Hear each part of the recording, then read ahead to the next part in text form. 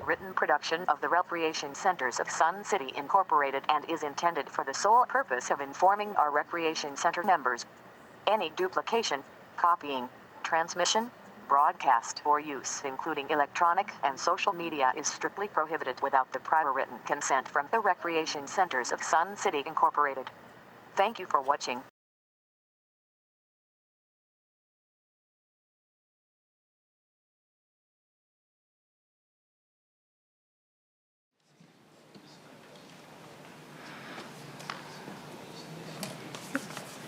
Good morning. I call this special session to order. Please rise and join us in the Pledge of Allegiance. I pledge allegiance to the flag of the United States of America and to the republic for which it stands, one nation under God, indivisible, with liberty and justice for all.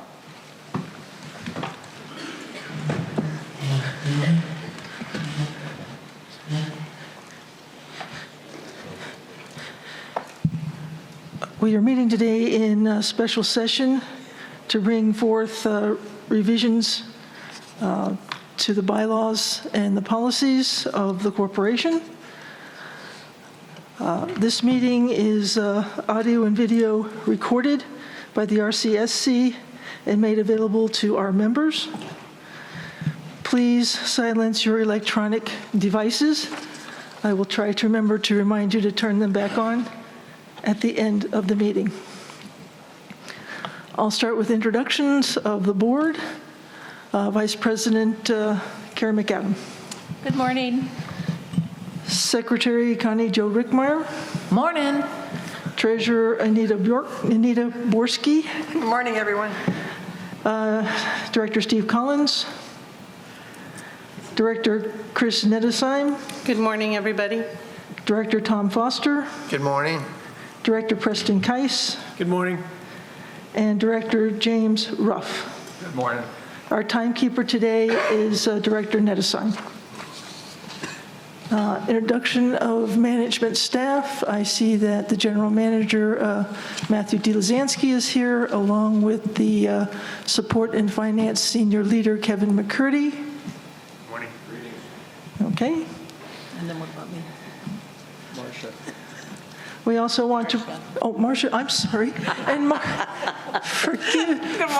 forgive me the earliness of the hour, and our board coordinator, Marcia Johnson. Good morning. Okay. We also want to recognize our audiovisual engineers, Alan Kleinhans, Carly Young, Miguel Jackson, and Doreen Rafferty. And as always, we want to thank the Sundial staff for getting this room ready for us today. Brian, we also welcome Brian Duther, Senior Leader for Golf. Oh, Brian's here. Okay, we'll give him a moment to get to his seat.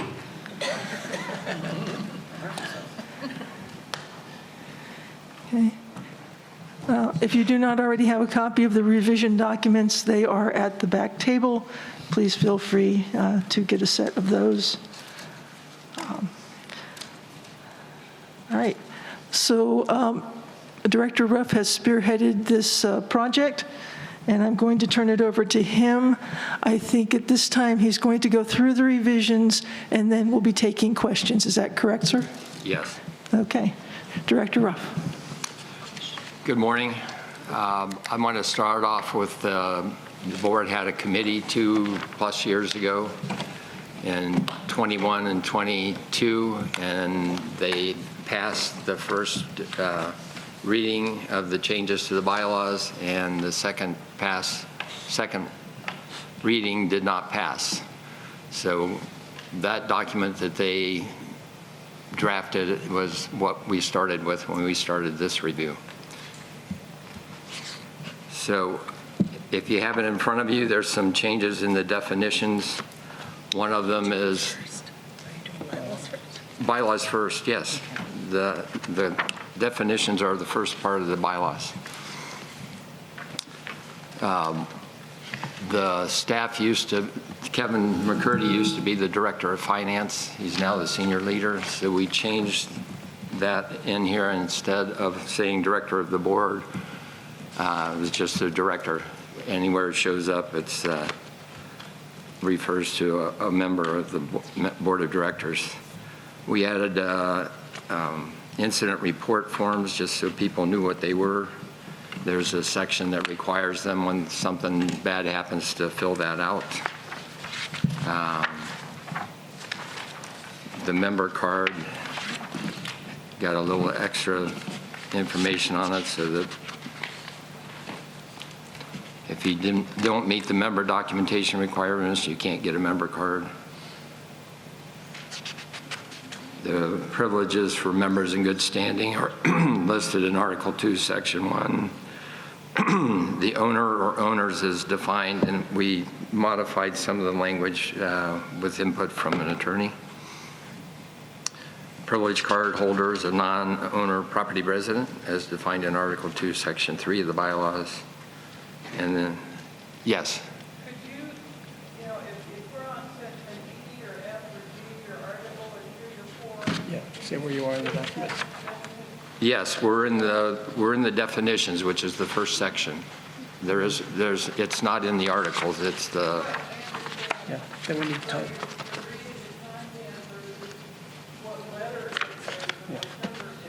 Okay, thank you. So letter M, owner or the owners, that information was updated with help of an attorney. The privilege card holder, non-owner, that's O, letter O, is a non-owner property resident as defined in Article 2, Section 3 of the bylaws, and we'll get to that when we get there. And then the privilege card holder in good standing, essentially. Section P. P, thank you. That's for Preston. Privilege card holder in good standing may join, and then the things that would keep them from joining is their owner's status. They have to have everything paid up for the renter to be able to get privileges. And then the last one is letter T, which we switch from directors to senior management. And senior management is defined as the employees designated by title by the general manager. So we're going to start with Article 1. One of the things that happened when we didn't pass the May 2 years ago, second reading, is some of the changes were made to move things to policy. And the Article 1 says corporate office records and privacy policy, but there's no records or privacy policy in Article 1. So there were some things like that that had to be cleaned up. So Section 1 of Article 1 is the corporate categorization. So it's the RCSC is categorized by the IRS as a private nonprofit 501c4 corporation. And we're regulated by Arizona Revised Statute Title 10 for nonprofits. And then we added in Section 2, 3, 4, 5, and 6 to take some of the random things that were elsewhere in the bylaws to put them all in this one that relate to the rest of the bylaws. Madam President, Yes. I'm, I guess, a little confused exactly of our protocol here this morning as Director Ruff goes through this. Are we going to go all the way through 35 pages? Yes. And then come back for any comments? Or? That is as I described it this morning. We will run through, and then we will open the floor. Okay, thank you. And I'll make one more notification, since people are probably looking at the agenda. It calls for a roll call vote, but that would be in the event that we are actually going to vote on anything today. So should we reach the point where we're actually going to vote on anything today, I will actually call for a roll of the voting members on the board. Thank you. So Section 2, the object of the RCSC comes directly from the Articles of Incorporation. that the object shall be to do anything and everything lawfully necessary in the interest of the members of the corporation, including without limitation the following: to establish and conduct a general social, cultural, recreational, and amusement enterprise for the benefit of its members, and do anything lawfully necessary or convenient to accomplish such purpose. To contract, coordinate, or operate with other organizations, associations, corporations, or individuals in carrying out and conducting the activities and endeavors for which this corporation is formed, and in effecting the benefits and results sought to be gained. So that's why we exist. Section 3, parliamentary authority, says we use Robert's Rules of Order where it's applicable. Section 4 is just corporate office. We're located in Sun City. Section 5 is the fiscal year, which is the calendar year, January 1 to December 31. And then general provisions. There's some timeline things in here, so it just talks about if that's on a Sunday, then it happens either the Friday before or the Monday after. Article 2, membership card holders and guests. The first section, this came from the original bylaws committee. Instead of listing all this stuff in a long paragraph, they broke it out into the 7 items that members in good standing may do. And we thought that was a good way of doing it because it's easier to read and see what all is involved. Now, the first major change, I would say, is that next section where a member must be an owner of property in Sun City and is 55 years of age or older. We are taking out the occupation, occupying the property requirement. We're deleting this. If you're within 75 miles of Sun City, you couldn't get a card. So they can get a card now. If a spousal owner is under 55 years of age, then he or she may be a member provided he's not under 19 years of age, and that one of the spouse owners is 55 years of age or older. And the rest of the stuff, there's just a few cleanup things.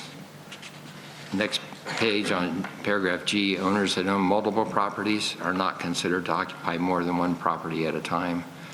They can only get one set of cards, even if they own 10 properties. So under the unqualified owners, we... Section 2 of Article 2. The unqualified owner may be entitled to purchase a guest pass. The guest pass gives the unqualified owner the privilege of using the facilities, and the unqualified owner is not allowed to bring guests. Non-owner property residents, Section 3A2. The non-owner occupies the property for the period of time requested. They bring in their lease to get their card, and we don't care where they lived outside of here. Section 4 has a change in it on the second page near the bottom of Section 4. The way it was set up, if you get an incident report written up one time or 2 times, you just get a letter from us. And after a 3rd time, then you end up getting a hearing.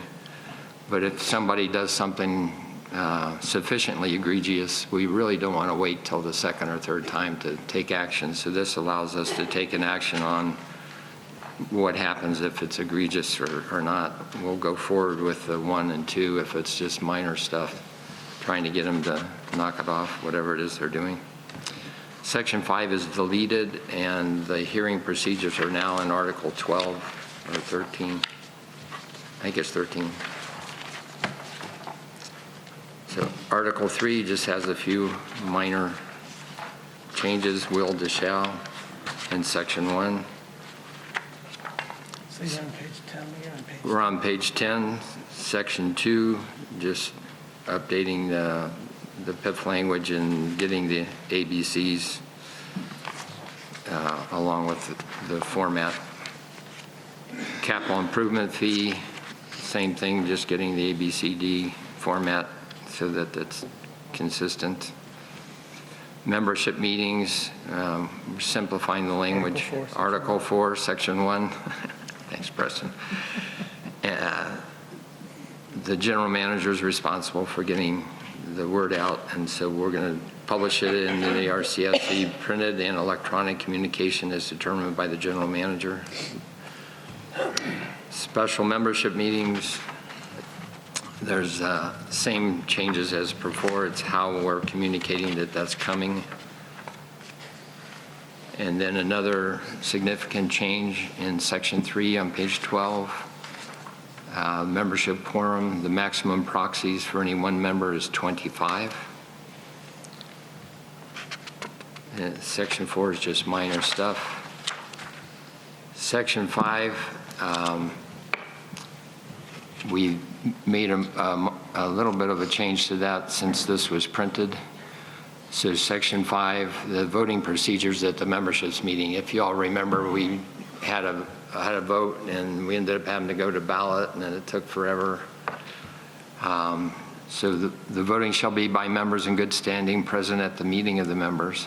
The initial vote may be a floor vote indicated by raising of hands or standing. The following procedures shall apply for ballot voting if necessary. So we're just saying we're going to, hopefully everybody's either going to agree or not agree, and we can easily tell whether it passed or not between the raising of hands or standing, and if not, then we go to the ballot. Article 5, Section 2, just adds a sentence that says violation of this policy could provide grounds for removal as a director. If you have a conflict of interest and don't say, and you're voting on something we're spending money on and you have a financial interest, you won't be at a conflict if you tell us that you have that. On page 14, Section 4, we have the bylaws really didn't speak to one of the circumstances that we have. As you all know, we've had a number of directors resign, and then we've appointed somebody, and then they got elected. And the last election, there were 4 board members elected, so 3 of them for 3-year terms. And Anita got the 1-year term, so she has to run again this fall. The Articles of Incorporation say you can have a maximum of 6 years. It doesn't speak to how many terms you've had or how long they are. So this fall, we have 3 3-year terms and 2 1-year terms that are up for election. So we had to change this wording to fit what's going on. So it says there shall be 9 elected or appointed members of the board of directors. Right now we have 7 elected and 2 appointed. The term of office for an elected director shall be 3, 2, or 1 year. The 1, 2, or 3-year elected terms enter into the 6-year limit set forth in the Articles of Incorporation. At the annual election, 3 directors shall be elected for 3-year terms unless a candidate has only 1 or 2 years remaining on the maximum 6 years elected for the Articles of Incorporation. So as an example, if Anita gets elected for 3 years now and then runs again 4 years down, 3rd year down the road, she can only be elected for a 2-year term. And in paragraph B is just what happens. The normal thing is that we have 3 3-year terms and they're all filled. And if we need more than that, then the next longest term went to the next candidate. But if we have those 1 and 2-year things in there, we'll have to figure out how to do that. Section 5, meetings of the board. This whole section was rewritten by a bylaws attorney, and it's much clearer on what we can and can't do. And I think what you're going to see is we'll have some planning sessions where we'll talk about some of the stuff we're doing in the future. And one of the things that would fit into that category would be using punch cards and how we're going to do stuff electronically, but we'll have a lot more discussion about that stuff before we start doing it again. Okay, Section 6, Board Authorities. In 2008, Marcia's position, the board coordinator, reported to the president. And something happened then that they decided to change that. So we've put it back in. The board coordinator shall report to the president. The duties include administrative support for board meetings, corporate documents, maintenance, and all other board functions as assigned. She's still an RCSC employee, but she reports to the president rather than to the general manager. Paragraph 4, the board shall have the authority to establish, amend, and/or delete any and/or all individual parts of these bylaws, board policies, committees, any rules and regulations the corporation is deemed necessary within the authority as outlined in the corporate documents. So, and then paragraph 8 there, the board has no direct supervisory authority over RCSC personnel, excluding the general manager and board coordinator. Article 6, officers. One of the things we ran into in working with the Sun City Foundation is that establishing rules for them say that every member of the Sun City Foundation. You pull your mic closer. Maureen said they can't hear. Every member of the Sun City Foundation is on a one-year term. And the directors for the Sun City Foundation are appointed by the RCSC board. So we have a first meeting of the year, like the first Monday, Tuesday, after the 1st of January, and we elect a president, vice president. When we do that, we'll appoint the directors to the Sun City Foundation, as specified in the Sun City Foundation bylaws, Article 5, Section 4, subparagraph B.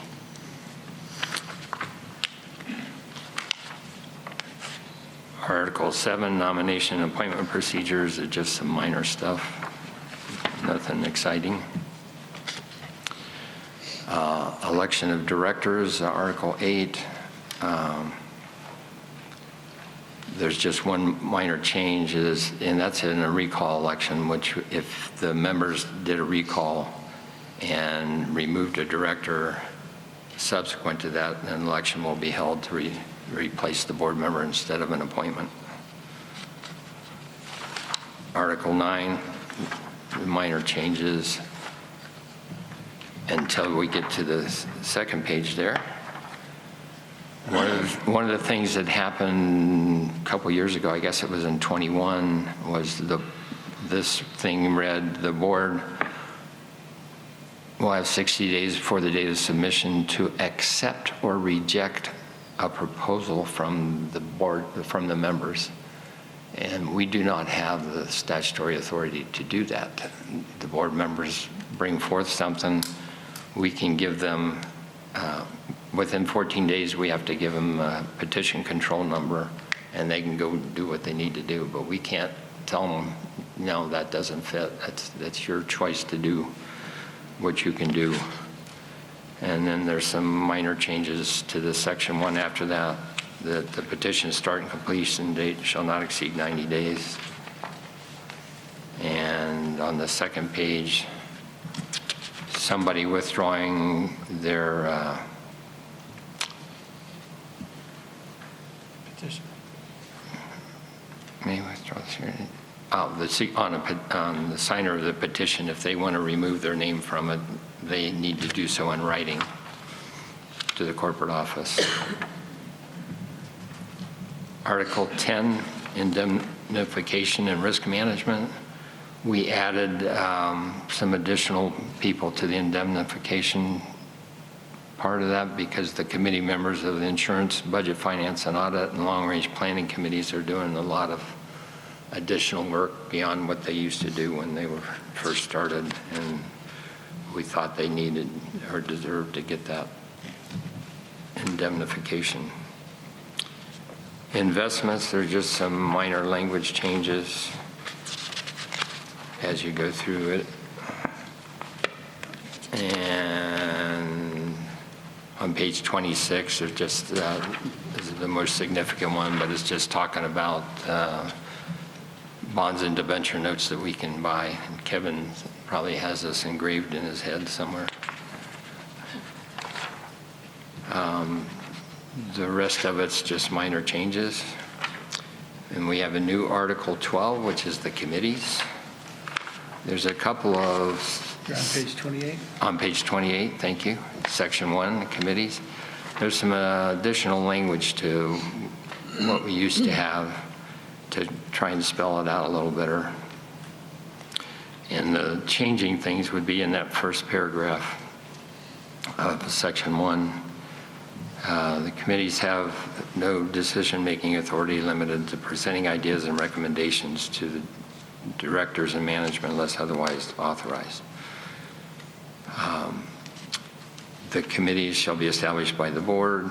Method of appointment shall be specified and determined by the board. So special committees are formed for specific tasks, like the one we had for Mountain View last year. Change the language to committees generally do not meet in the months of July and August. It used to say shall not meet, and we met all last summer. Meetings can be determined by each committee individually or by the directions of the board. And RCSC members in good standing may attend meetings except during executive session, but may not speak without approval by the chair or other person in charge of the meeting. Section 2 is the same as now. Section 3, we added a little language there in paragraph D. Members shall be appointed by the president or chair or co-chair of the committee. Committees may establish internal processes for selection of members nominated for appointment. An example for you on that is the technology committee. You need to have some significant technology experience to be appointed to that committee. I'm the chair of the committee, and I'm barely there. So I'm so happy that Chris came to join us. We also changed that in paragraph E. The members of the committee may attend meetings either in person, by telephone conference call, video conferencing, or other communication methods by which all participants can simultaneously hear and talk to each other. Under the standing committees, the Finance, Budget, and Audit Committee has some new language because of the 5-year plan and the way we're doing the budget. Long-range planning had some changes for the same reason. Committee shall annually present a 10-year preservation improvement fund forecast to the board for approval. And the other committees are pretty much the same as they were before. On page 31 in section 5 spells out the responsibilities, but that's pretty much the same as previous. Members of committees suspended or expelled is pretty much the same. It's on page 32, section 6. And then we have a new Article 13 on discipline proceedings. So the reason we did that is there wasn't any language in here that spelled out the discipline proceedings if a board member was acting out in a way that's inappropriate. So section 1, just basic information, but then section 2 speaks to the board of directors. So hearings for directors shall be conducted in executive session. Directors may be removed from the board or office of the board, by the, when that says or officer of the board, that'd be the president, vice president. They're just being removed from their position, not from the board. Or the members as specified in the Articles of Incorporation. Directors may be removed for violating the corporate bylaws and/or policies. And then there's just more language around that. If anybody has any comments about that, I'd love to talk to you afterwards. Section 3, members and privilege card holders. This pretty much is exactly what we're doing today. It's just spelled out a little more clearly. And see a couple of changes on page 33, section 3, last paragraph E.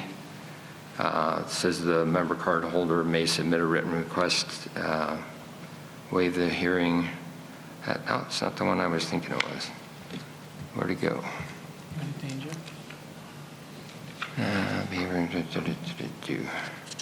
Oh, wrong paragraph, next page. So the hearing procedure is the same.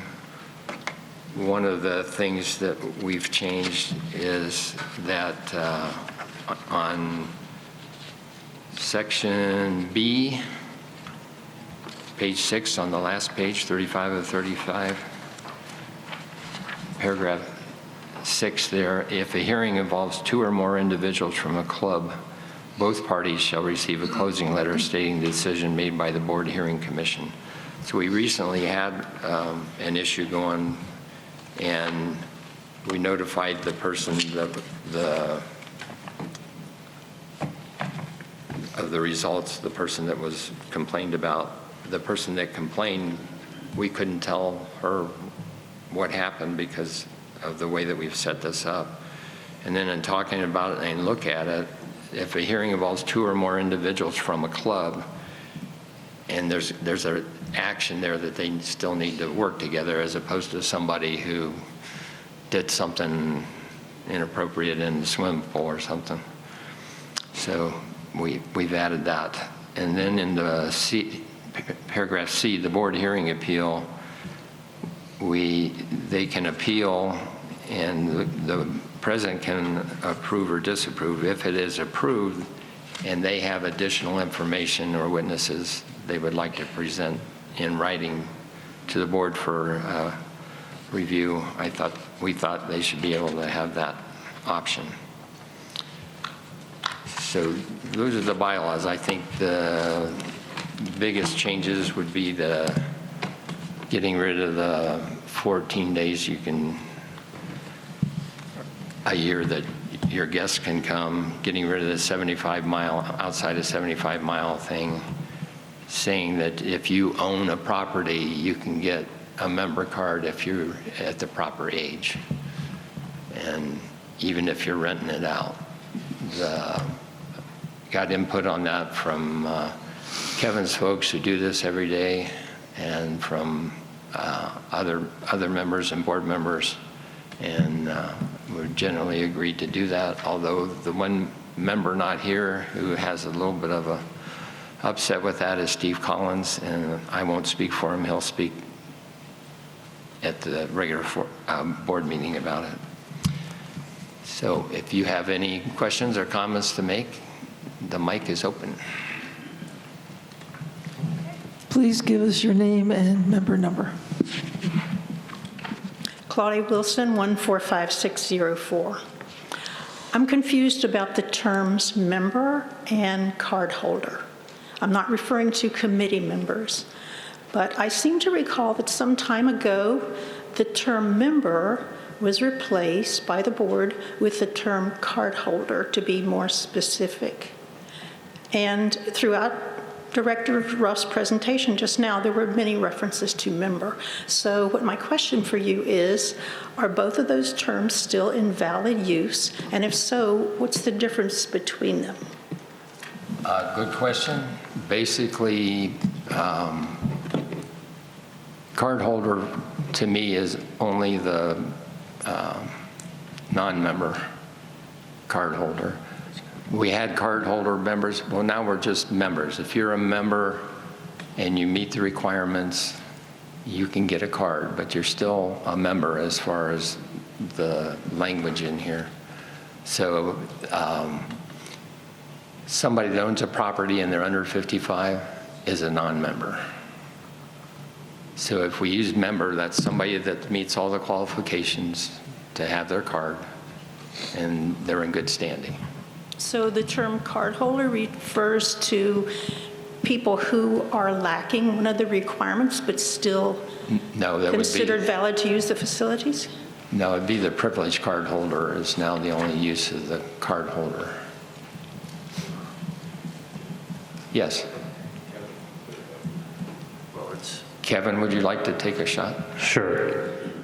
If you look on page 1 in the definitions, item B, cardholder is defined as a member and/or privileged cardholder. So the cardholder term includes privileged cardholders as well as members. There's a difference between what a member is and what a privileged cardholder is, but the cardholder is a term used to include both members and privileged cardholders. Okay. Yeah, I understand the term privilege cardholder. So member is more inclusive? A member needs to own property in Sun City and be 55 years old or more. Privileged cardholder does not have to own property. Right. If you rent property, you can be a privileged cardholder. So there's a slight difference between member and privileged cardholder, but both of those, member and privileged cardholder, are referred to under the umbrella of cardholder. Okay, thank you. Thank you. I guess this is me, huh? Tom Marone, 100825. Article 4, Section 4. First, I'm wondering why that isn't all under Article 8, because Article 8 is titled Election of Directors, but that's neither here nor there. But if you read at the end of the first paragraph of Article 4, it says, in the event more than 3 vacancies exist, as of the deadline for turning in the petitions, those vacancies shall be filled at the annual election as follows. Excuse me, Tom. What page are you on? I'm on Article 4, Section 4. The page number's at the top right of the page. Page 14. That's Article 5. Okay, I'm sorry, Article 5, Section 4. Okay. Go ahead. So it says if there's more than 3 vacancies, then you have to follow the directions below. But now, it doesn't, there are no requirements for what happens if there are 3 vacancies. How are those vacancies filled? There has to be 3 vacancies every year. That's the way that's set up. Every 3 years, or every year, three members' terms cease. And so that's the normal course, is that we elect 3 people go off, we elect 3. I understand that, but it says if vacancies, if more than 3 vacancies exist. Yes. So what if there's still 1 or 2 or 3 vacancies? Because this year we have 5 openings. So if there's still vacancies, there's really no provisions on how to appoint those people. Yes, there is. Where? They're not appointed, they're elected. Where? In the election this fall. There'll be 5 seats, and 3 of those people will get a 3-year term, and the 2 people that get the lower amount of votes each get a 1-year term. That's assuming they get more than 100 votes. Excuse me? Yes, That's yes. assuming they get more than 100 votes. They must get Yes. at least 100 votes. Yes. So If we don't get the number needed through the election process, then we would appoint somebody for the next year. But I don't foresee that happening unless we don't have 5 people running. There's usually somewhere over 2,000 people voting. So it'd be highly unlikely it'd be less than 100. what I kind of get done is kind of disingenuous is if you have less than 100 votes, you can't fill any vacancies. That's what it says in the first thing, and that's what it says in item C. So you're going to exclude candidates who actually received votes, and then you're going to go out there and you're going to appoint somebody that had absolutely no votes at all. That's what it says. Okay, I'm just making that clear. And my other issue is with, I guess, item E that states an appointed term does not enter into the 6-year limit set forth in the articles. I believe this statement conflicts with the Articles of Incorporation. Now, if you read paragraph of section 4, it mentions twice the 6-year limit to serve of the Board of Directors, and it mentions it again in item B. So somebody apparently is respecting that 6-year limit. I understand that some would argue that the directors were appointed and not elected. Therefore, the 6-year total limit does not apply. I would argue those appointees were still, in fact, elected, albeit only by the board, okay? But what I think is lost in the fact is that the argument is conflating two separate issues. The first issue is how a director is selected, whether appointed or elected, and the second issue is how many years the director is limited to serve on the board of directors. Ask yourself this: what would the purpose of the 6-year total limit on the board of directors be if the rule was not intended to limit the directors to serving for more than 6 years? It's the time the director has served, regardless of how he or she got there. Excuse me, but the Articles of Incorporation say a member director may be elected to a maximum of 2 3-year terms, 6 years total on the board of directors. If you're appointed, you have not been elected. Well, yeah. Yeah, that's what he's saying. He's objecting to that. I'm objecting to it because, in one respect, you're talking about how the director was put on the board of directors. Yeah. And then there's the other portion that says you can only serve a total of 6 years. And how come? No, it says you can only be elected 6 years, not serve 6 years. There's a difference. We went through the attorney on this. Okay. And that was his advice, was that you can be elected. It doesn't matter how many. You can do 6 one-year terms. You can do 2 one-year terms, a 2-year term, and a 2-year term. Any combination of those. There's no limit to how many terms, but there's a limit to how many you can be elected for. So you can only be elected for 6 years. Okay. You can be appointed. But they still are elected, right? But they're elected by the board of directors. They're not elected. No, they're not elected. They're appointed. But you have an election. You have an election that states that you have to have a majority of 5 people to appoint somebody. It's not an election. It's an appointment. Okay. Cool. Okay. That's English language lawyer speaking. Okay. If you want to. Not logic. I won't argue semantics. I won't argue semantics. That's just the way I feel. Okay. Okay. Is there? Thank you. I got another issue. I'll be back. Okay.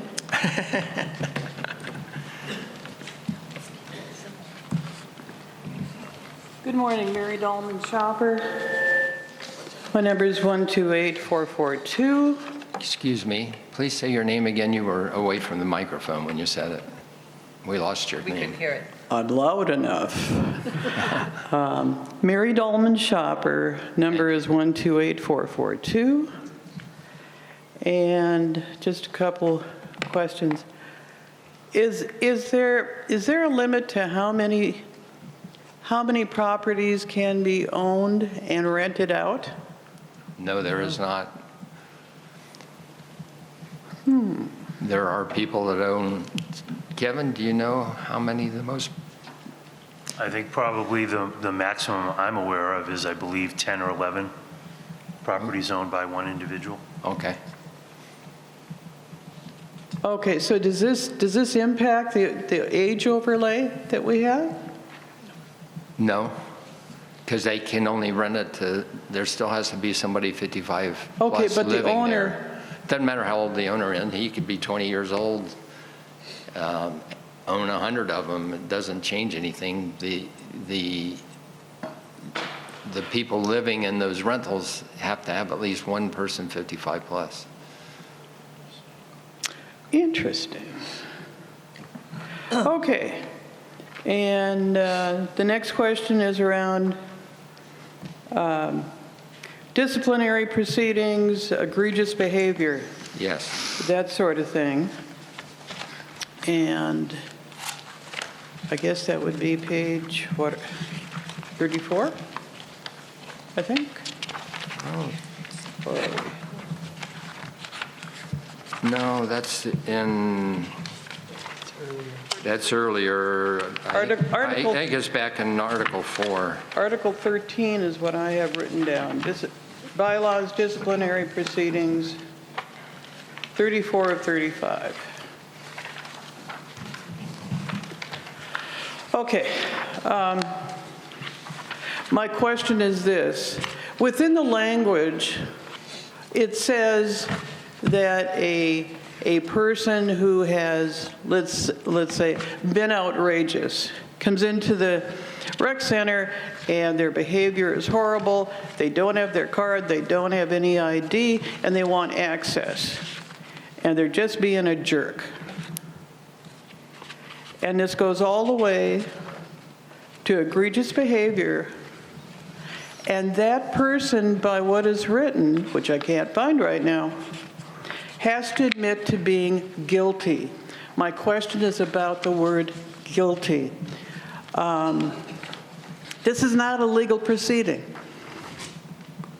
I mean, you're not innocent, you're not guilty. I don't think the word guilty is really correct. What word would you like? I mean, if you say guilty, then there should be some type of, and here is what is going to happen to you because... That is what happens, is they get a, here's what happened to you. You get a 30-day suspension of your card. You get a year suspension of the use of your card. It depends on what happens.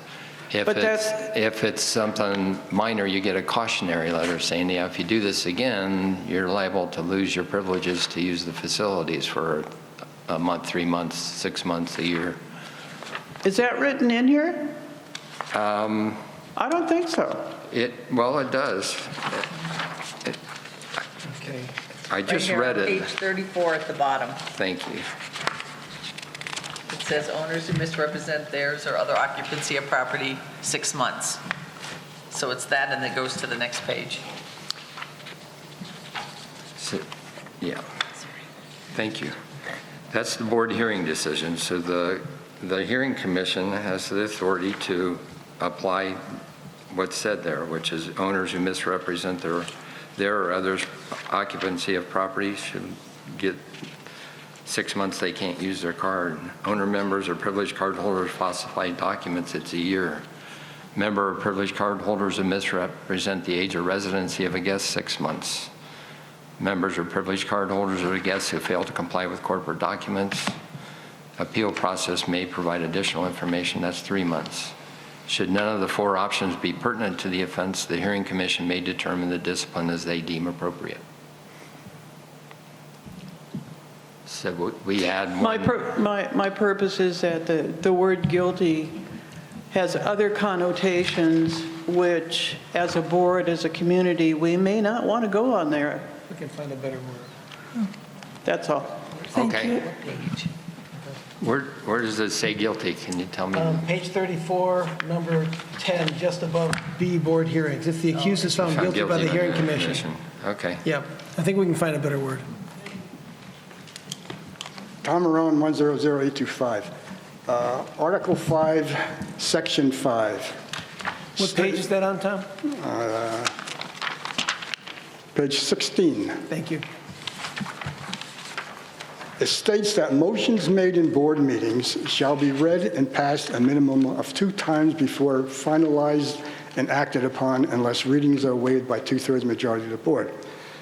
Now, that current reading does not differentiate between any types of motions. So there's motions to approve the agenda, there's motions to postpone, there's motions to call a question. And if you read this based on your statutory interpretation, it does not differentiate those types of motions. Okay, so in other words, if somebody says, can I have a recess, you got to vote on that twice to have a recess.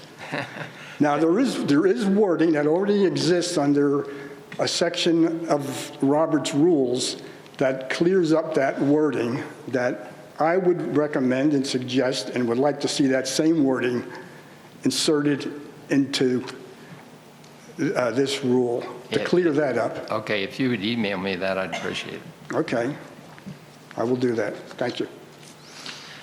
Thank you. Good point. Do we have further comments, please step to the podium. Give us your name and member number, please.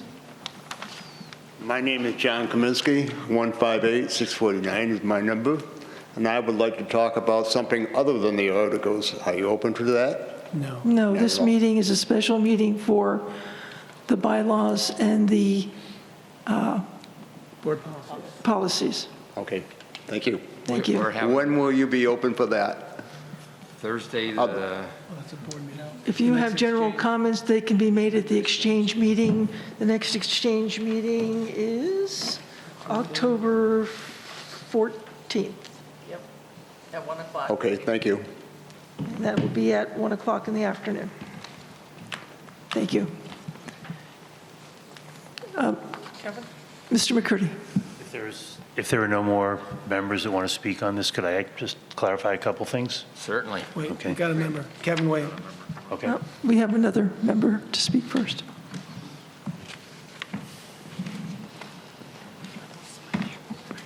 Hi. Jack Farrell, 75842.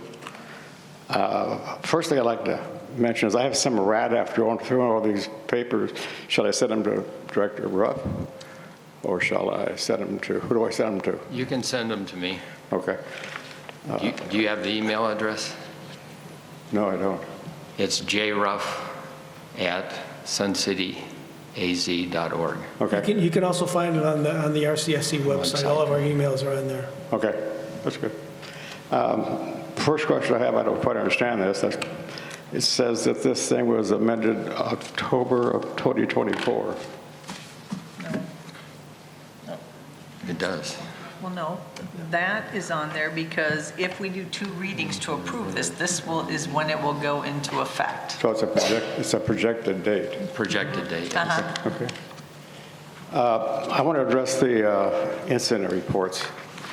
Reports. They're mentioned in Board Policy 9, 12, and they're not in conflict, but they don't really agree with each other, and they don't agree with what this says. They use a different terminology for what constitutes writing an incident report. I don't have a specific thing to suggest, but in reading through the incident report here, who can file an incident report? Anybody? I mean, can I file one against the board, for example? Anyone can. Sure. I can file it against management? Anyone. They He can file one against, me? he can file one against you, yeah. Yeah, that's my question. Okay. I've been involved with a few incident reports, and we don't hear back from anybody. We send them in, another comes back. Right. Because I don't know where they go, the dead letter office, but they don't come back to us. And so we don't know what happened. We don't want to rock the boat, so to speak, in a couple of cases. But there should be some way where you ensure that the person writing the incident report is getting back to us, getting back to them to write it with what the resolution was. Either you ignored it, you don't think it's appropriate, whatever your resolution is, let us know. I mean, we just keep writing incident reports, and you keep filing them away someplace. I say you, but I'm not going to blame you. We take those seriously, and they are hearing, but they're considered confidential, and Well, there shouldn't be confidential to the guy writing them. that's how we're currently doing it. If you take objection to that, then we'll consider maybe amending I'll that, get back but in I line. don't think so. I do take objection to that. I'd like to know, Okay. if I write an incident report, I'd like to know what you did with it. First of all, I'd like to know what you got it, and secondly, what you did with it, you know. Well, you should get a letter acknowledging we got it. No, we did not. Kevin, I can't blame everybody over here. Not This in all happened a year cases. ago. not your offices. Not in all cases. Oh, not in all cases. No. We would send a letter to the subject of the incident report. Okay. Yeah. These are, every incident report that comes in is investigated, and if there is action warranted after that investigation, then that action would be taken with the subject of the incident report, but that action is confidential, and we don't get back to the writer of the incident report to let that individual know what the result was. We can certainly acknowledge receipt of everything, but I'm not sure if we want to go down the path of reporting any information back to the originator about what happened. Why don't you want to go down that path? Because we consider the incident reports and the action taken to be confidential. Okay, but shouldn't, at least the person who files the incident report should have something back saying, okay, this was forwarded, or the matter is dropped, because if it's dropped, at least they know that you looked at it. I mean, we owe them something because they filed a report. Yep, we can do that. Yeah. I would say, even if you say addressed and closed, at least someone knows that this has actually been looked at, and whatever resolution has happened, has happened. Yeah. Yeah. Director Ruff, are we not changing to provide it after a hearing process that folks are acknowledged that the hearing? Only when it's a clubs thing where you got multiple people involved, because they have to deal with each other. For example, somebody complains about the president, we get a result, and then right now we can't tell the other person. They're sitting there going, well, they owe me something, and we can't tell them. So But we're shouldn't it changing also this. be for someone who's, like if two people in the Bell Fitness Center have something and an incident report is filed, shouldn't there be something back on that? Shouldn't both people on that at least get something? Or at least, if it's not forwarded, then the person the incident is complained about doesn't need to receive anything, but the person who filed it should get something back anyhow. They don't know. I think all we have to do is say the report was received and acted on. Yeah. Yeah, we owe them some sort of a response. Yeah, at least you know we saw it. That's my point. We see if we can add something like that to the information. Also, in this incident report, it says that if an after investigation, it doesn't say who does the investigation. It says after investigation, the card holder is found to be in violation, the card holder shall be sent another letter from senior management. Why is senior management sending me a letter on an incident report? Where are you? I'm on page 7, the bottom of the last paragraph. It's valid. Go ahead, Mr. McCurdy. So right now, the incident reports are sent to our safety and compliance office. They do the investigation. Not every, as a matter of fact, very few incident reports wind up in being a subject of a board hearing. So when we say that management will do that, that's because all of the incident reports come to management, i.e. the safety and compliance group, for investigation. When I filed the incident report, whoever did it, it goes into the corporate office. That's where I dropped it off. And it goes to the safety and compliance group for Why don't investigation. they send it back to me? Who's they? Corporate office. That is management. Corporate office is not management. It absolutely is. I don't think it is. It's not the board. Incident reports do not go to the board. That's what it says here. No, They're going to file doesn't. I'm sorry, it says corporate office. Correct. So you're telling me that when I send it to corporate office, I'm actually sending it to you and not to the... It is being sent to the safety and compliance group. Which is part of management. That is correct. So the board never finds out what... Only if it rises to the level of a board hearing. Okay. I don't agree with what you're saying, but I understand it. Well, Kevin, how many incident reports do we get a year? Several hundred. Several hundred. You can't send several hundred of them all to the board. That's why we have safety and compliance to find out and identify which ones are required for a board hearing. Sending several hundred pieces of paper around, it doesn't make a lot of sense when some of them may not require further action. Wow, okay. I'm sorry, sir. Were there other members who wanted to speak? No? Then you can continue, sir. Oh, I'm sorry. Then please come up and speak.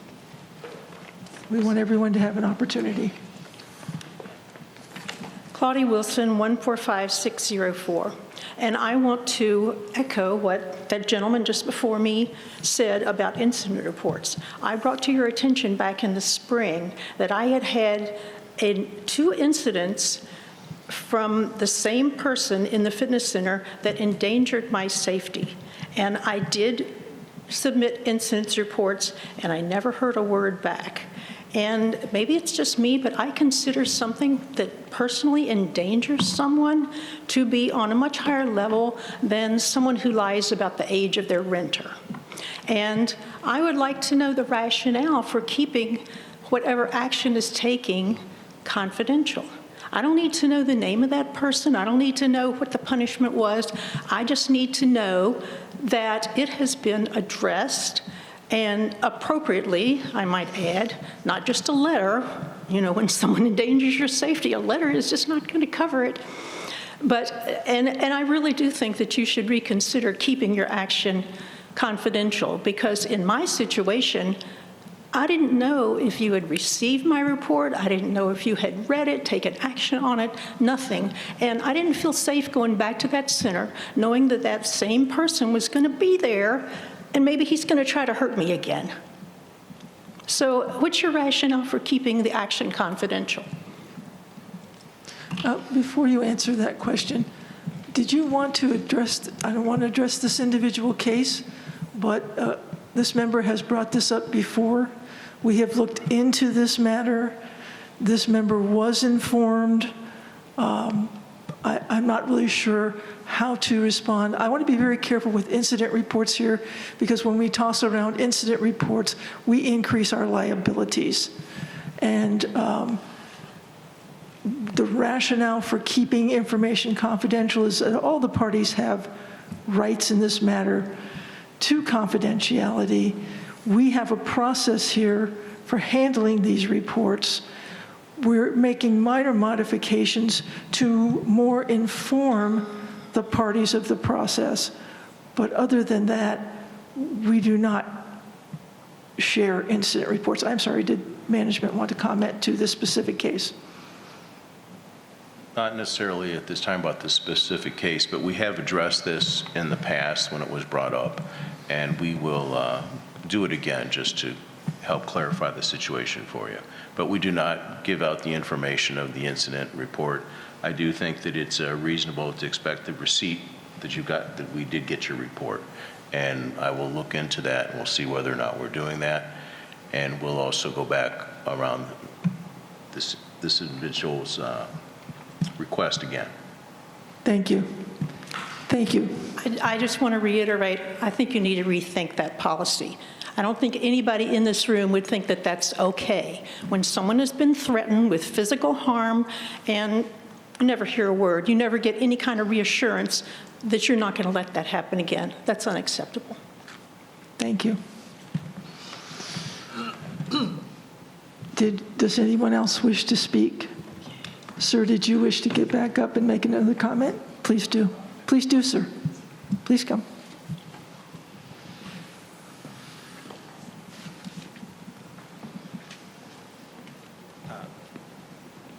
Jack Farrell, 75842. And I can't find it here right now, but there's a thing that says that the board can alter, amend, revoke the bylaws. Also, the members can revoke the bylaws. I don't know how that happens. How can a member revoke the bylaws? So maybe I can, you hear me okay? So that is actually one of the functions of the annual membership meeting, which is coming up in March this year. So it's a membership meeting, and the members can bring forward bylaws or policies that they would like to see revised. And there is a process that's outlined here. Jim, you might have to help me to know where that is. But there is actually a process where members can do that. So an individual member can't do it, obviously, but a member can bring forward something at a membership meeting. Well, I'm sorry, but bringing it forward is a lot different than modifying the document. Bringing it forward says, I want to do this. Someone has to say, I want to change the document. The document can only be changed by the board. You don't hand them a PDF file and say, go edit. So no, the membership actually does have the right to vote and to Actually, in our articles of incorporation, it even says that if there's a conflict between the board and the members shall prevail. I saw that in here. Yeah. But how do they revoke the document? What do they do? So you submit a motion for treatment at the annual membership meeting saying we propose that this be eliminated, edited, changed, inserted. And it's like a regular, so first of all, there has to be a quorum. It has to be a formally recognized meeting. There's a quorum of the members. The membership can actually vote on that. What's required for the members to bring this to your attention? You have to have 500 people sign a petition, or they No. just stand up and say, we want to do this? No, there's a quorum requirement of 500 people, I think, right, Jim, for Yes. the annual membership meeting. So people are counted. Only voting members are allowed to be at that meeting. And there is a restriction if you want to change something in the Articles of Incorporation. I think it requires a 30-day advance notice. If you want to change something in the bylaws, it's a 10-day advance notice, but it's clearly stated in our documents what the process is for that to happen. So one person can bring a requested change, and then if he gets people to support him at this particular annual membership meeting. That's correct. The motion, you bring the motion has to be published in advance as well. So there is a timing issue there. So motions have to be just the same way that we, as the board, always have any motions that we will be facing or will be voting on are published a week in advance. There's a similar requirement for the annual membership meeting. And the person bringing the motion needs to have a second on the motion. After the second on the motion, it's open for discussion. And at the conclusion of the discussion, a vote can be taken. Has that ever happened, by the way? Yes. Yes. Last year? Well, This year? so a few years ago, there were, well, no, I just historically, members brought forth in 2013, I think it was, no, sorry, it wasn't 2013. 2021, the members came to the annual membership meeting. There was a quorum, and they brought five revisions to the bylaws forward. And at that time, the board did not allow them to vote on that. And it caused quite a ruckus in the community. So we have addressed that since then, making it very clear that when members do that, they have the right to do that, to bring forward their motions for change. And it goes through a regular business proceeding to make a decision about whether that change will be enacted or not. So it hasn't happened in the So at last year's meeting, there were some motions that were brought forward, but they did not, they were not passed. And the year before that, we did have a quorum. So 2021, we had a quorum. 2022, we didn't. 2023, we did. And there were some motions, but the motions were not passed by the assembly. There were two motions that did not pass. Okay. And the next meeting is scheduled for March 11th of 2025, and you will be all members will be notified of the dates by which certain information is due in order to get your motions on the agenda for that meeting on March 11, 2025 Okay. I might have messed up the years about when that happened, but I'm okay. sorry about that. It's not critical. I'm just gathering information, I guess. Yeah, okay. Am I still up here? Go ahead, sir. I want to talk about investments. Investment policy? It says investments, Article 12, page Okay. 23. Okay. Go I'm ahead, not sir. making this up. No, go ahead, sir. Is there an independent audit of the investments? An independent audit of the investments? We're audited annually. Mr. McCurdy, did you want to comment to that? Sure. We don't have a specific audit of investments, but we have an annual audit from outside CPA firm that audits our financials every year. And where is that report? Can we get a hold of that report? That report goes to the board and to Budget and Finance Committee. I don't believe that we've made that report public in the past. Again, why not? Because You're investing our money in some. Then make a proposal. To who? You? To the board. Okay, I'll make a proposal of what was going to happen. I'd like to hold that report. I'd like to read what it is we're investing in and what kind of risk we're taking on all these things. And there's a whole outline here on what stocks you're supposed to, you don't buy stocks. In fact, almost everything you buy is, what do I want to call it, non-risk oriented or very low risk oriented. You don't buy stocks, you don't buy ETFs. But I'd like to see what the report says from an independent audit. He says I have to ask you, so I'm asking you. Kevin, isn't it true, though, that if somebody comes to the corporate office and submits a request to see the audit Sure, report, you could that they're submit able an to? information request to the corporate office. You could attend the budget and finance meetings. They are now open to the membership, and we'll be going through the 2025 budget process very shortly now. So we encourage you to attend. All I want to do is see the report right now. And the report may direct me to go to one of those meetings. I don't know. I just want to see the report, but just out of curiosity. It seems like something members should have. We like to know what you're investing our money in. I mean, my wife asks me that all the time. What are we investing our money in? I have to tell her. She won't let me get out of the house. So I think they should tell me the same thing. What do you put our money into? You buy corporate bonds, or you buy treasury strips, or you buying CDs? What are you buying? Is it in cash? I'd like to see it. So then, as Mr. McCurdy said, sir, you can go to the corporate office and file a request to get that information, and they'll provide it to you. Okay. But Okay? All right. Are there others who wish to speak today? Yes, please get up, Tom. Make your comment.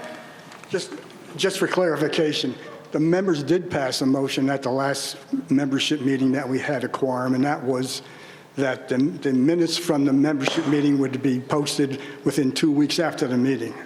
That motion passed by the members. Correct. And another point for clarification, if I understand it correctly, a member cannot make a motion to amend the Articles of Incorporation.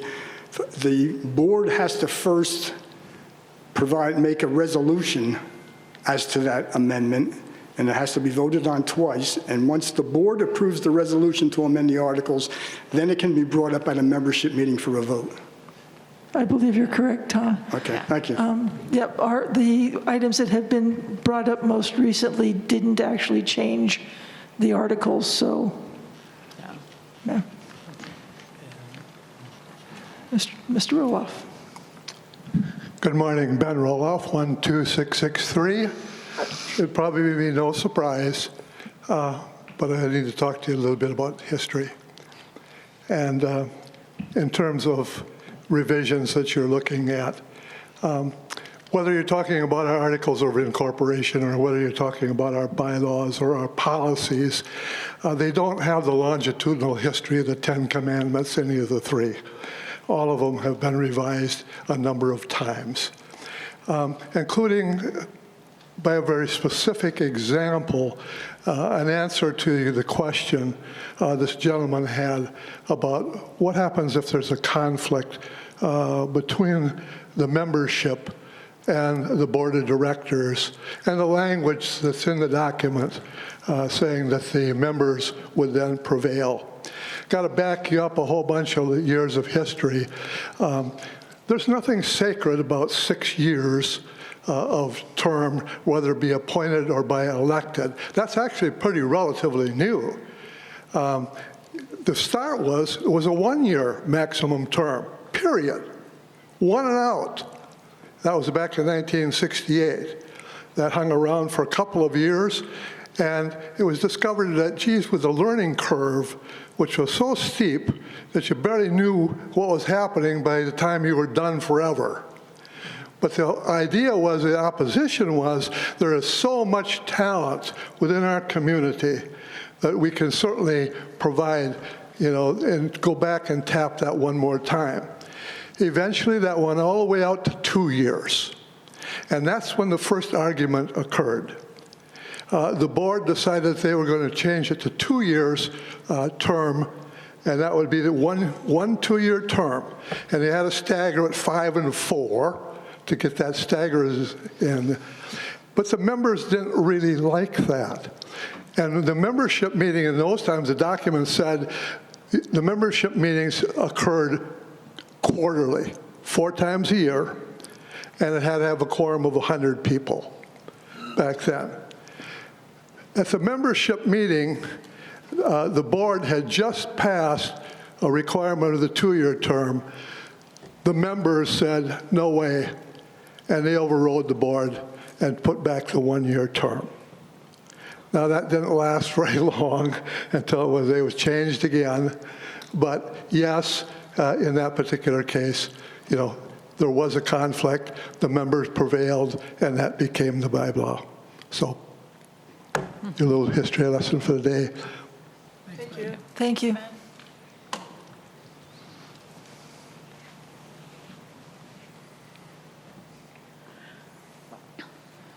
Mary Dahlman Shopper, 128442. Mary, you can just tip that.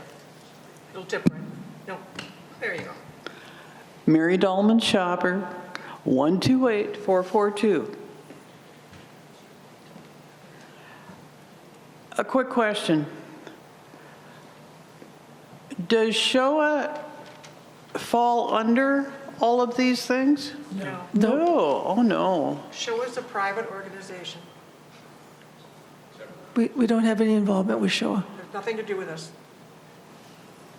Oh my. So the only thing is that they both serve virtually the same population, but they're completely separate organizations. If you have Shoah questions, you'll have to ask them of Shoah. Okay, so you guys don't address barking dogs? No. Sorry. Rats. Thank you. Are there any further comments? Anyone? Yes. Mr. GM. Yep. Mr. McCurdy. Thank you. Just a couple small items here. On page 1, section in definitions H, incident reports, there is an inclusion of workers' comp injuries and what needs to be reported on an incident report. We have a separate procedure with our workers' comp insurance company for reporting all of those injuries. We don't do those through incident reports. That's correct.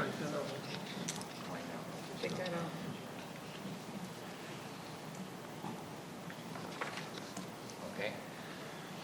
On page 7, section 4, last paragraph, if a current report is sufficiently egregious or an additional incident is reported against the cardholder, I guess my question here is specifically who determines whether an incident is egregious? Because again, the incident reports come into safety and compliance.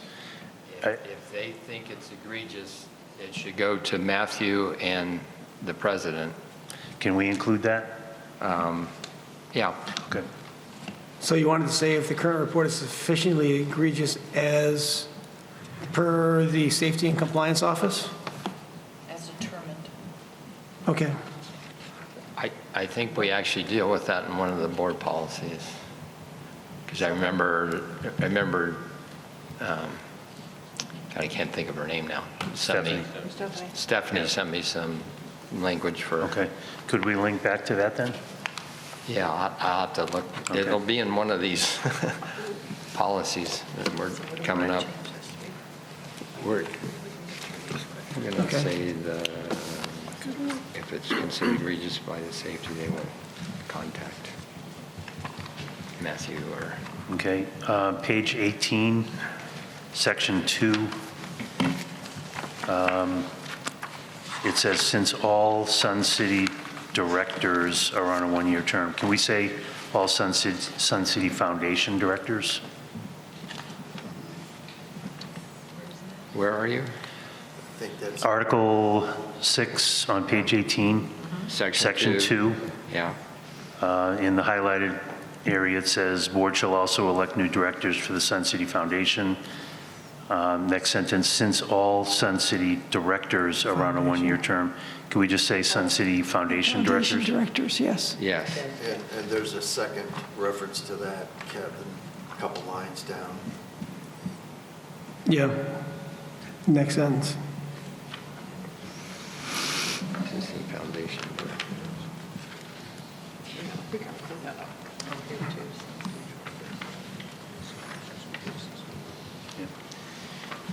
And sorry, final one. On page 33, top paragraph, I'd like to request that we add employees to the list, so it would read, must not behave in a manner which jeopardizes the rights or privileges of other members, privileged card holders, and employees.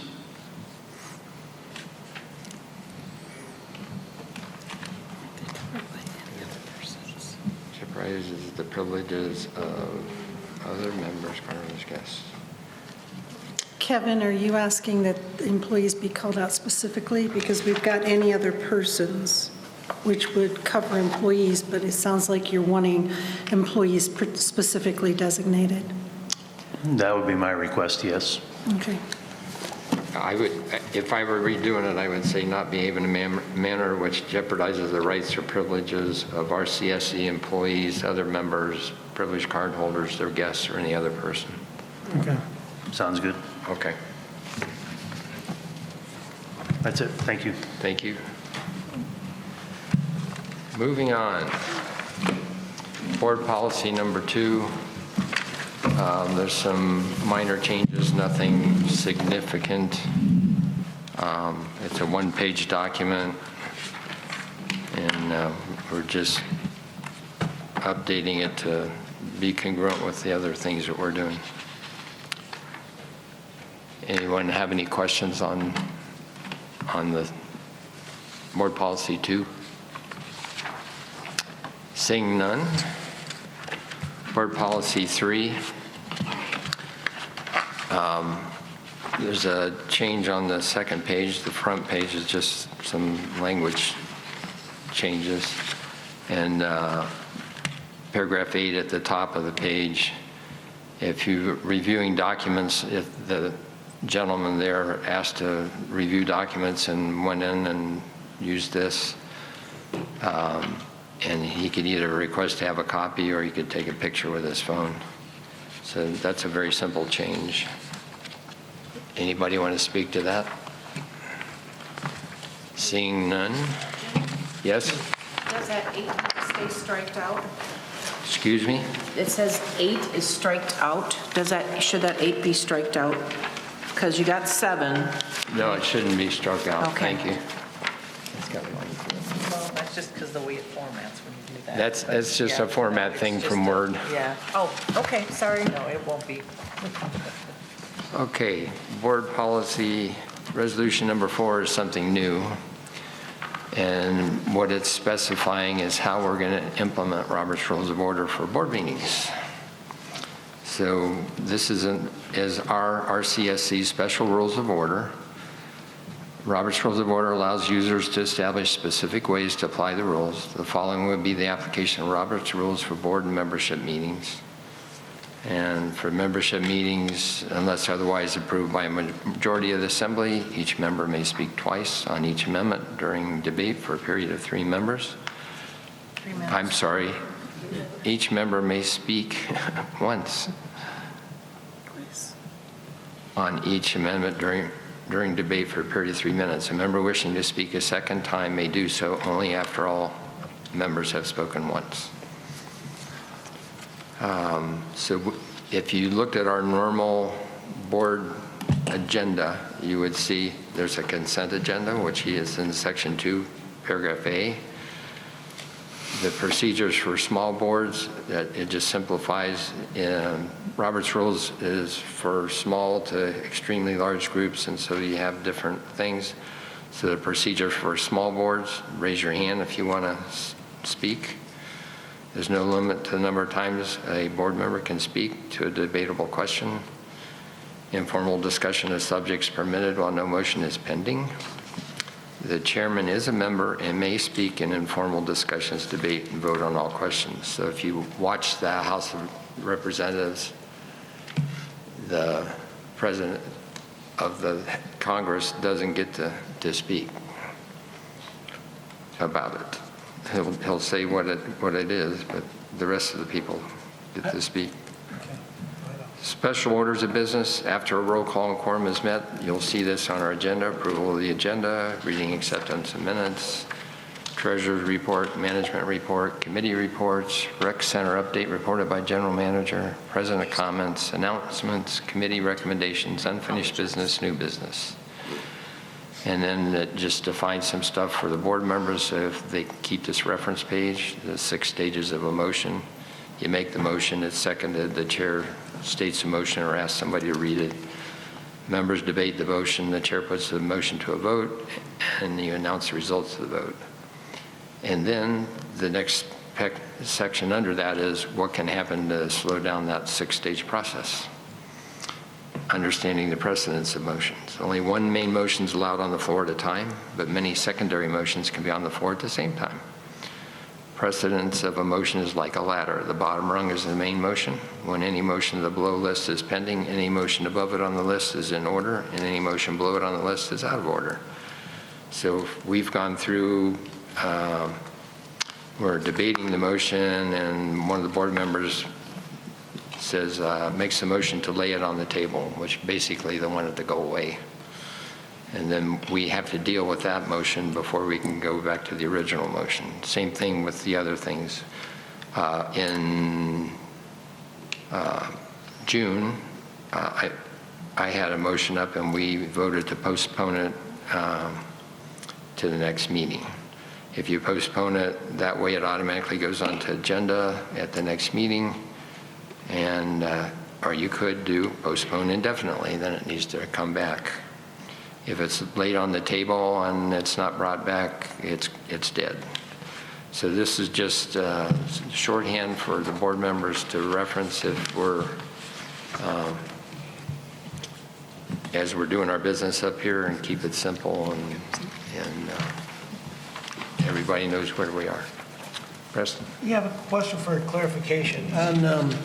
On the first page under section 2B, number 1, it says members raise a hand. Are we talking board members or? No, this is board members only. This is board members, so we might want to clarify that, because otherwise it says members, any of these people can raise hands. We'll make that board members. Actually, that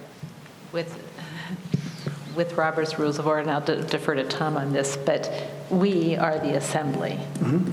The 9 of us are the assembly. The members are the 9 of us, and that's pretty clear in Robert's I take your rules. point that it'd be confusing for I the just don't wanna population. So if we put board member, Yeah. we'll do that. Got it? Anybody else?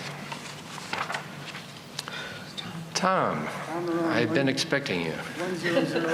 Just a couple of cleanup on aisle 5 here. Under the 6 stages of a motion, Yeah. on item 3, you have see withdrawal of a motion below. There is no Motion. clarification on what that is. And as far as the understanding the precedence of motions, you have 9 listed. There's actually 14. So I would suggest that if you're going to, Well, the other 5 we're never going to use because. it doesn't matter. You're not going to be the only member on this board forever. There are other members who will be new members of the board. And Then they can change just- it when the time comes. Well, my only point, you should know the entirety of the precedence of motions, not just the ones that you think you're going to use. Okay? I understand what you're saying, and I think I do, but I don't need to put it in the document that we're using on a day-to-day basis if we're not going to use if you're it. going to use this document as guidance, Yes. there's motions in here that supersede other motions that nobody knows about. But there are motions that we're not going to make. Those are the things How that do you know? happen. How do you know? Maybe you're not going to make them, but the next board may. That's my only point. You can't hold. You can't. I'm sorry. I got to calm down. We can hear you, Tom. You can't state half of the rule. You have to state the entirety rule. And there are 14. There are 14 motions in the ladder of precedence of motions. And everybody should know every one of those 14, not just the 9 that you think you're going to use. That's my only point.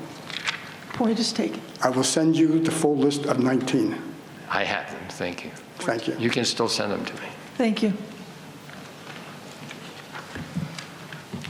Morning, I'm Richie Miller, 103-368. your bylaws should state that you follow Robert's rules.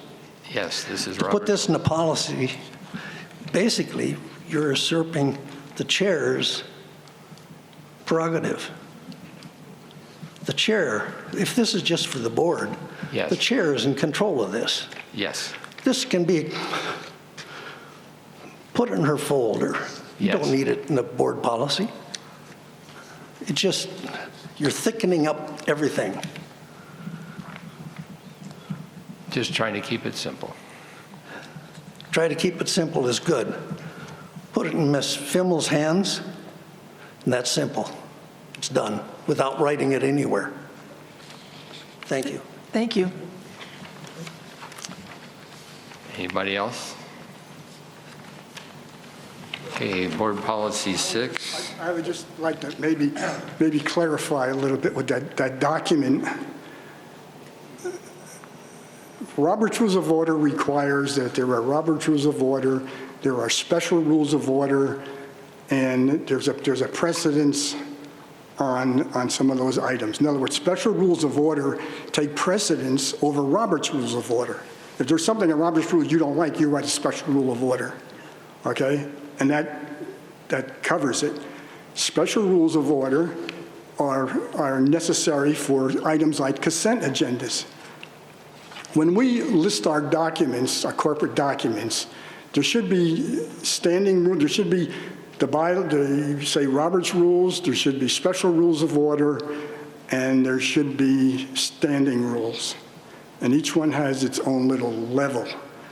And since we don't document our corporate documents in that, we don't step it down in that manner, this is basically the only document that allows you to do some of the things that you're doing.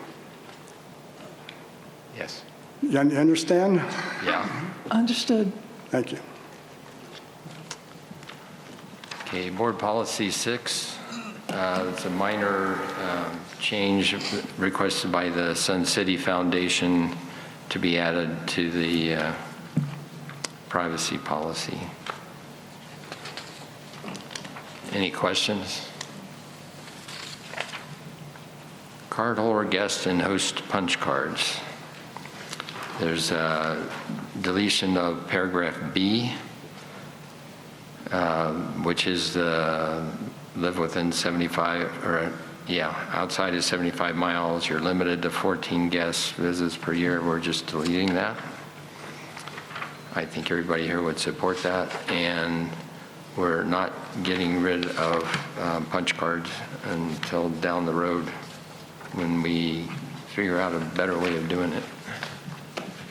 That'll be coming out in the next few days, weeks. Any questions? Claudia Wilson, 145604.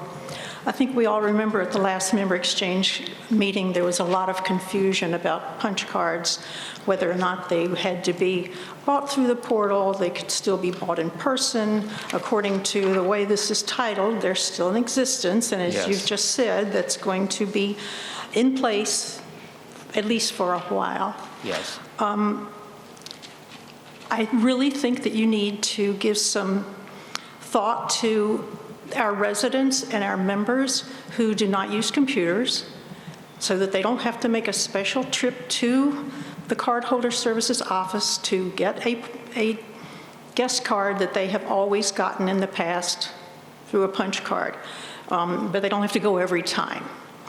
And also, the way that I discovered that that was even a policy under consideration was when the announcement had been made at my Mahjong Club that we were no longer going to be able to honor punch cards and, et cetera, et cetera.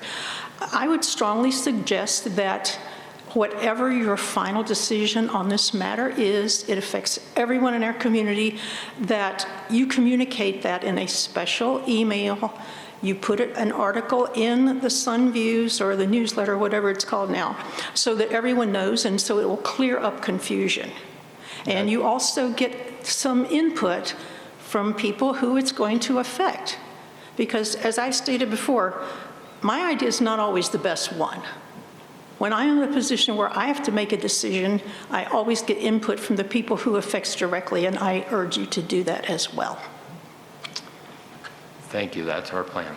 Thank you. Anybody else?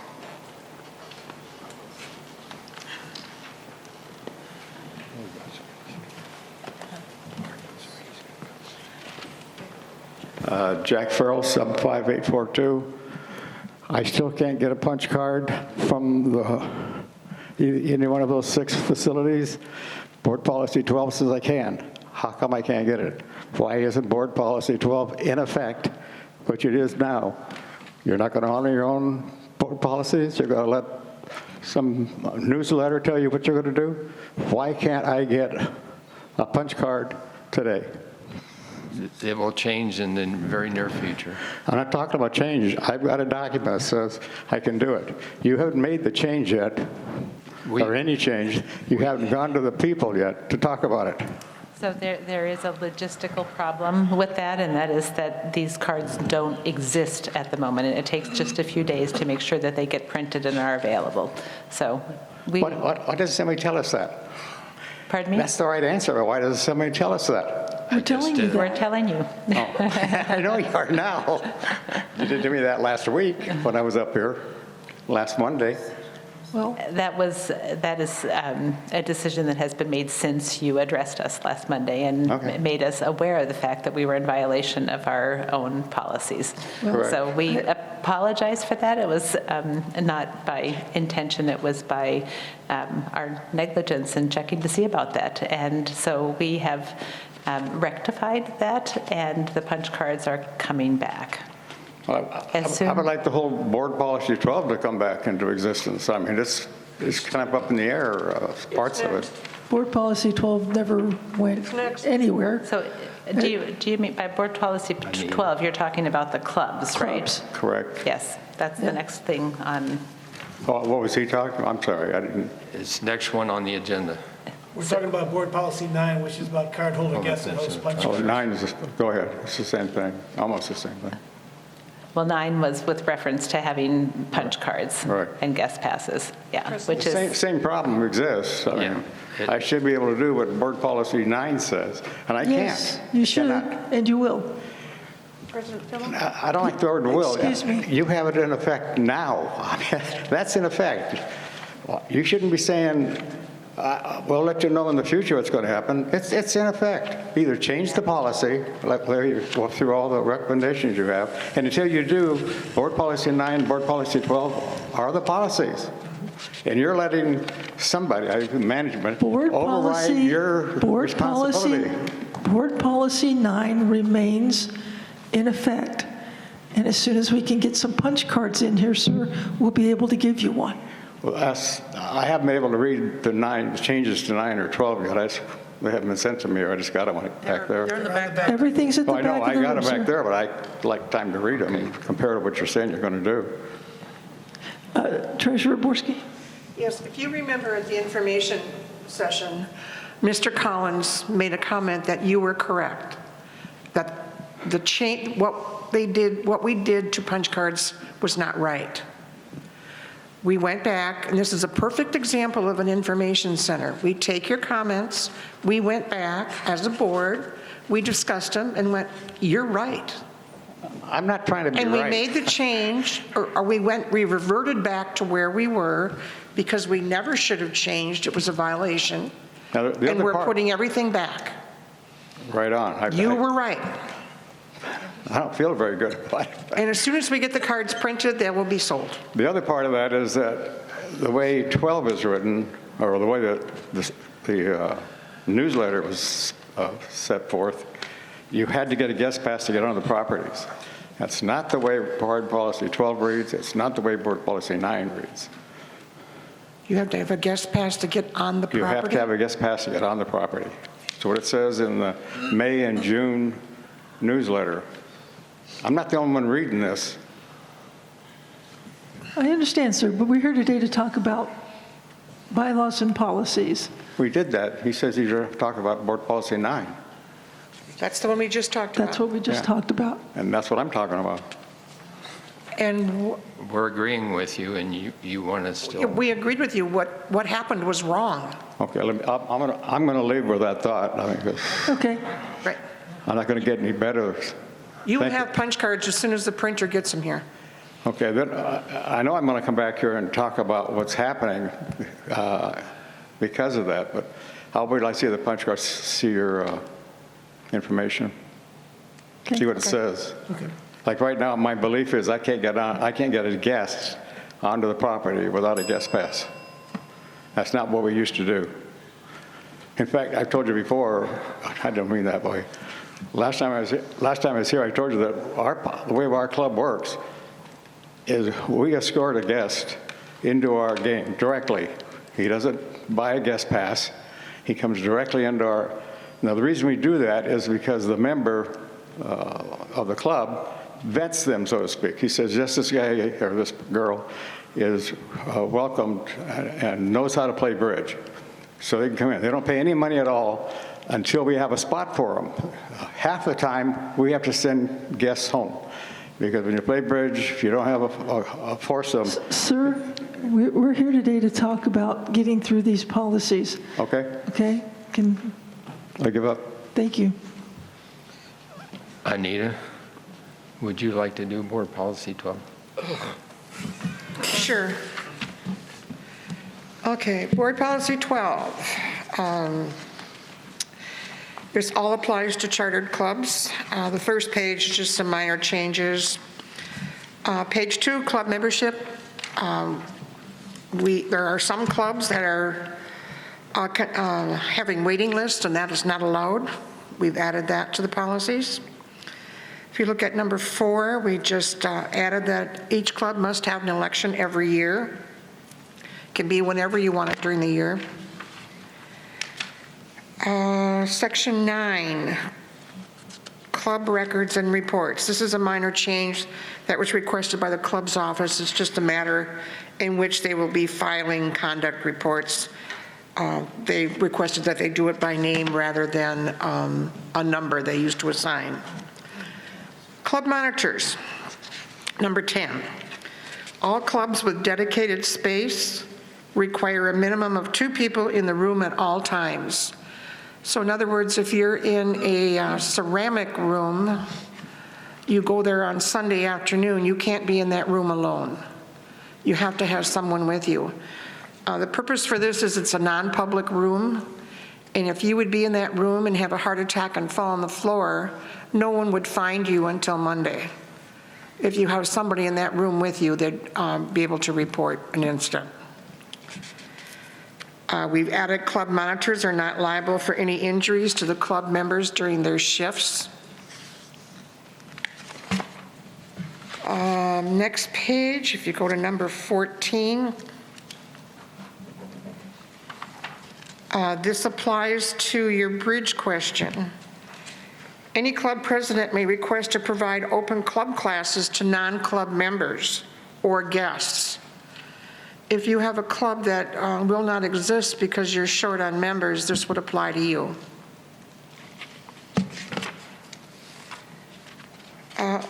Next page is basically page 6 is just some housekeeping. Excuse me, number 17, we changed the title to center leader. Page 7 on the top. This deals with discipline and a timing issue that you have 30 days to appeal. Before it was kind of open. Club rules and regulations. This is new.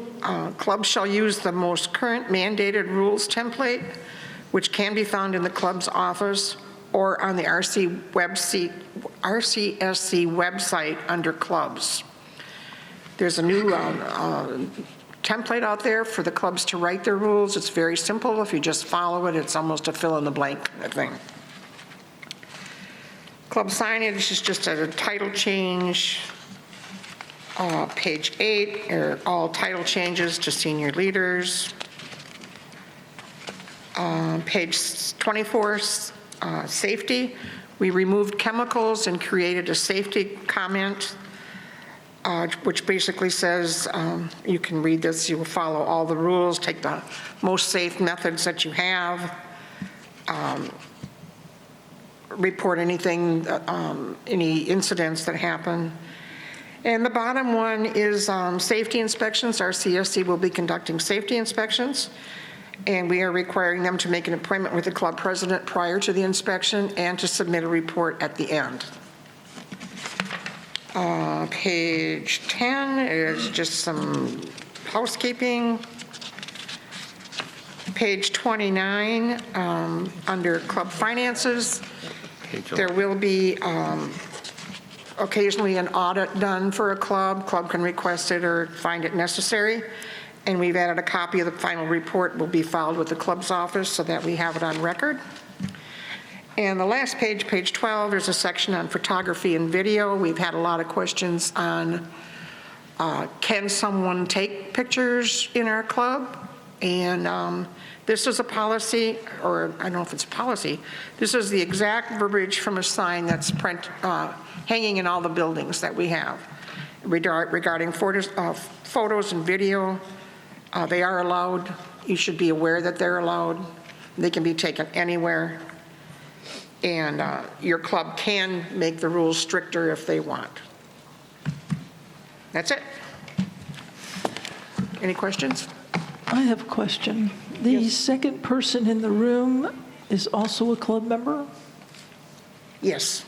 Okay, thank you. That needs to be probably. Okay. Yes, ma'am.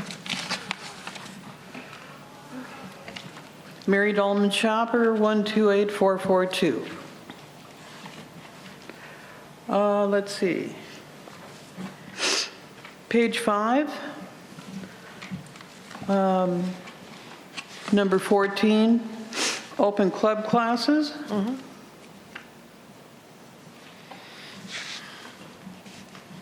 Okay, so to non-members or guests. If I want to go to, say, the Bridge or Mahjong or something like that to find out what it is and what they're doing and all of this, the first half of this to me says I can go, providing there's room that I can be there to watch. But the second half of this says I complete the guest register, and then I have to have a host punch card or guest pass in order to be there. No, for a member, you can be there. For a non-member, you have to have a guest pass, just like you do to go to the pool. You can go to the pool if you're a member, but if you're a non-member, you have to have a punch card. Yes, pass. So it's not really an open club class. It's not really open. You need to have a punch card No. for me to go in. As you're a member, you can go. No, I'm. As a non-member, you can go under this category. It's not saying that. It does, but it's just a language issue. It says to non-club members. You're not a well, I guess you are a non-club member. Yeah, I'd be a non-club member because I'm there to check it out, see, whether it's a fitness class or whatever. I see the confusion now. I want to see whether or not I can do it. Okay, we'll fix that. Wonderful. Clarify that. Can I help to clarify this? This talks about classes. If you go back to page 3, number 8, club member attendance, and that you can attend it. It says you can attend it. This is just talking about a class of some sort, like they're going to have a class for leather, and they're going to teach you how to do leather stuff. Yeah, and I want to see how they do it, whether I really would be interested. It's nice and pretty, but do I really want to do this? So you can attend as a member, you can attend, but this is signing up for a specific class. They just need to know who's going to be in the class is the big thing. So there's a difference between attending a meeting and attending a class that tells you how to make a clay pot. I think we see the confusion, and we'll fix that language. Okay. Okay, okay. Yeah. Thank you. I'm glad you I did. follow you. I'm glad you did. She's reading non-club as Yeah. being, she's not in the club. Yeah. but Okay. She's eligible. Okay. Okay. Claudia Wilson, 145604. On page 3, excuse me, under section 8, club member and guest attendance, it talks about monitored space and non-monitored space. And I'd like some clarification of exactly what is a non-monitored space. Does this have to do with whether or not you have a monitor, as referred to a few minutes ago, in an area such as the Clay Club where there may be some danger being there alone, or is it some other definition? So what's a monitored space versus a non-monitored space? A dedicated space is a monitored space. Okay. I'm trying to give you an example. Well, if you have a kiln and you're, got all that Yeah. equipment, or if you're doing Tai Chi, you're just in one of the social rooms. You don't have a permit, you get to use that, but you don't have equipment and all this stuff. You have things maybe back in the wall somewhere, but it's not your dedicated space, it's multi-use. So the difference is multi-use versus single use. Okay, so a non-monitored space would be like, you know, my Mahjong club meets over in that room every Tuesday, and other clubs and organizations and events are also held in that room from time to time. It's not our space. Right. We just use it on a reserved basis every week. Yes. So I do have a question about that. I think that we distinguish, don't we, between areas where you have to pass a center associate and check in. We call those monitored areas, whereas to go into Grand, you don't go through a check-in process in order to get to the jewelry club, for instance. Okay. Okay, so I think that that's the confusion, if I'm not mistaken, isn't it, about monitoring? When we talk about monitored space, it means that you're getting checked in to the general area by a facility, what we used to call facility attendants, and now we call center associates. Okay, so Sundial, to my knowledge, including the part over on the other side of the atrium, is all non-monitored space. Is that right? Mm-hmm. Correct. Except for As are all of the club rooms that are up here. You don't have to pass any. Right, yeah, I gestured over there, but I meant back there. Okay. And then when you right. go downstairs to the pool or the fitness area, that's a monitored space because you have to go through the center attendant to get there. Yeah, that's different. Yeah, and just as an aside, just so you know, again, my Mahjong group meets over there every Tuesday, and I've been going every Tuesday for 6 years. And over in the office for Sundial, it's always empty. There's never anyone there. And so when we had instances, when I was president, like if we had a spill or something, we needed someone to come and help us, not necessarily the center leader, but some maintenance people, I would have to go into the office where the tickets are sold, right back there, and ask them to page someone. And then we would have to wait for a while. And, I had been informed when I first became president that we're not allowed to move tables around or anything like that because that could be a safety issue as well, that we need to get a center associate, for lack of a better word, to help us with those kind of things. But whenever I need one of those people, they're never around. And that's a problem. Okay, what is that? Thank you. Okay. Yes. Number paragraph 24. I think it's page 9. Yes. That last sentence there says, clubs may provide budget requests to the senior leader for club improvements who shall review and approve. I'm a little uncomfortable with approve because whatever they do is going to end up, if I'm correct here, at budget, finance, and audit, who even that group will merely recommend to the board. I'll change that to recommend. There you go. Thank you. That or submit. Where is that? Where is it? On number 24, the last sentence. Oh, you got 24 in here twice. That's what threw me off. Well, that's 24 at the Marcia. top. I was looking at safety and going, what are you talking about? The first 24. No, but that one's 24. You need to renumber too. Yeah, we have to change that. 23 is crossed out. You got two 24s. If you're not confused, you simply don't understand. I guess I have one other comment, and maybe it's not appropriate here, but Before you do, sir, I have a question.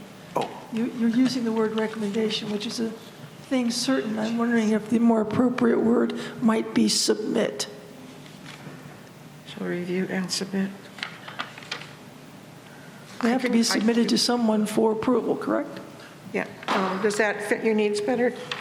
Would that work That for you, would. Director Foster? yes. Okay, thank you. Well, can I say something, ma'am?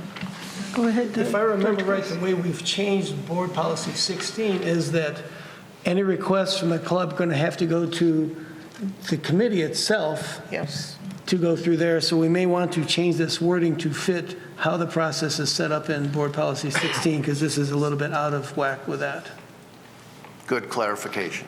Yeah. Doesn't it actually go to club offices to start the process? It does, which is why it said senior leader. Yeah. But then it has to go to the COC for requests, and then it goes from there. Okay, we'll clarify this. Yeah. Okay, thank you. Put a big question mark. I did have one other comment, if there's no other. Director Foster, go ahead. Pull your microphone just slightly closer to you. Sorry. The last time I got close, we echoed all over the place. So in what looks like numbered paragraph 18, there is a reference to a club member conduct report. And how is that different from an incident report?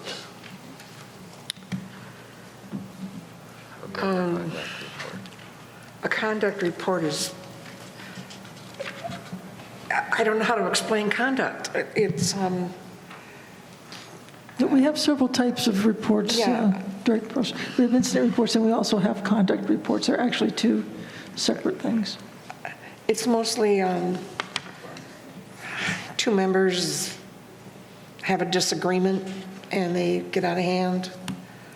An officer could make a judgment that maybe shouldn't have been, was not well received. It's basically conduct, bad behavior.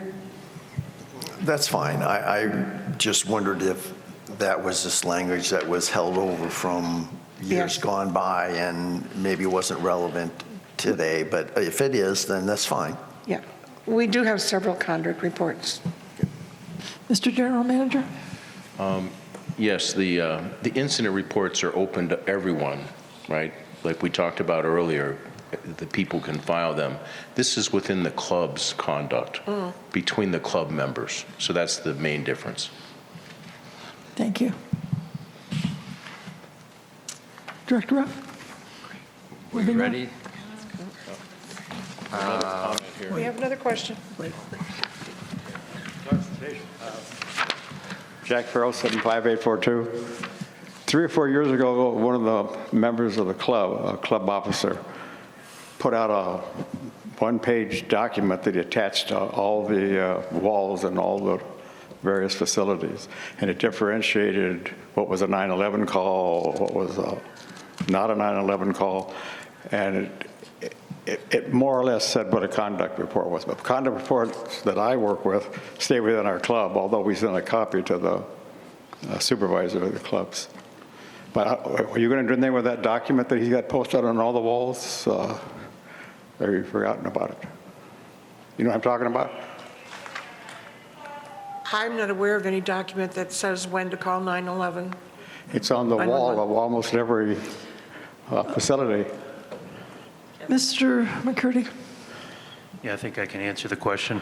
The Safety and Compliance Office put a poster together last year to help both employees and members understand when it's appropriate to call 911 emergency versus the MCSO non-emergency. And those were posted in all of our facilities. Correct, they are. Yep. I haven't heard anybody talk about them, though. Have they been in a document someplace or referenced? I'm not sure I follow the questions. They were posted around our facilities. Okay. What's the question? I'm sorry. Well, the question, I thought they should be included someplace. I mean, it might clarify what a incident report is and what a conduct report is. Oh. That's my only question. Okay. It's not even a question. I've heard this so often, the difference between incident reports and conduct reports. I've had conduct reports that had to go all the way up to the board and they got rejected. I've had incident reports go up to the board and get rejected. I've had conduct reports go to the club office and they get rejected. We wind up doing our own conduct. I don't know what you call it. We have suspended members. Right now we have one suspended permanently. Anyway, I was wondering what was happening with that little, I thought it was done by the club offices. I wasn't aware of safety did. That was safety and compliance. Okay, thank you. Okay, just for your information, conduct reports stay in a club unless they are against an officer of the club. Okay, thank you. Director Ruff? Oh, I'm sorry, Mr. McCurdy? Yep. Do you mind if I make a couple of requests also? Sure. On page 9, the second section 24, safety. Okay. I'd like to request that the training that happens at the clubs, that the clubs document the training that occurred, what date it happened, and who was trained, and keep that documentation within the club. If it's not written down, it never happened. So I'd like to ask that the clubs document that that training occurred and who was trained. Okay. On page 10, section 26, just a slight typo here. On the last sentence, shall be approved in writing by the, I believe it should say RCSC, capital C Club's office prior to publication, as opposed to Club lower C. Okay, I'm lost, Kevin. Can you give me a bigger hint? What page is it on? Make this Section 26, page 10, first paragraph, last sentence. it's a capital C. Oh, okay. Got it. Section 27 on the same page, I'd like to request that we add verbiage that the clubs are responsible to collect and remit proper Arizona sales tax for all sales within and external to the club. I think we have that in our club rules, but I'll double check. Okay. That's not something we want to run afoul of. Right. And then this is more of a question than a comment, but going back to host punch cards, we discussed this in the spring, I believe, at a board meeting, and I just want to make sure that everybody understands the practical impact of these, the way that the rules are written. If we're talking about an event that's happening in an unmonitored space, a club can purchase any number of host punch cards and punch in as many people from the general public as they want with no recording of who came in, how many people came in. It's wide open. And we've had a lot of conversations around other areas where we talk about RCSC facilities for RCSC members. This opens a very large back door that allows any number of members of the general public to attend any of our events. And I just want to make sure that we're aware that that's a practical implication of bringing back punch cards. Well, I think also if you notice on number 8 on page 3, it says attendance by all club guests, which is what you would be talking about for any club activity, whatever, shall be recorded on a guest attendance register. So if they're not on a punch card. Unless a host punch card is accepted and punched by the club for the club guest, or club guest presents a guest pass. So people can come in, those host punch cards are punched. There's no recording of who came in under the rules as written. We could change that. My experience with Yeah.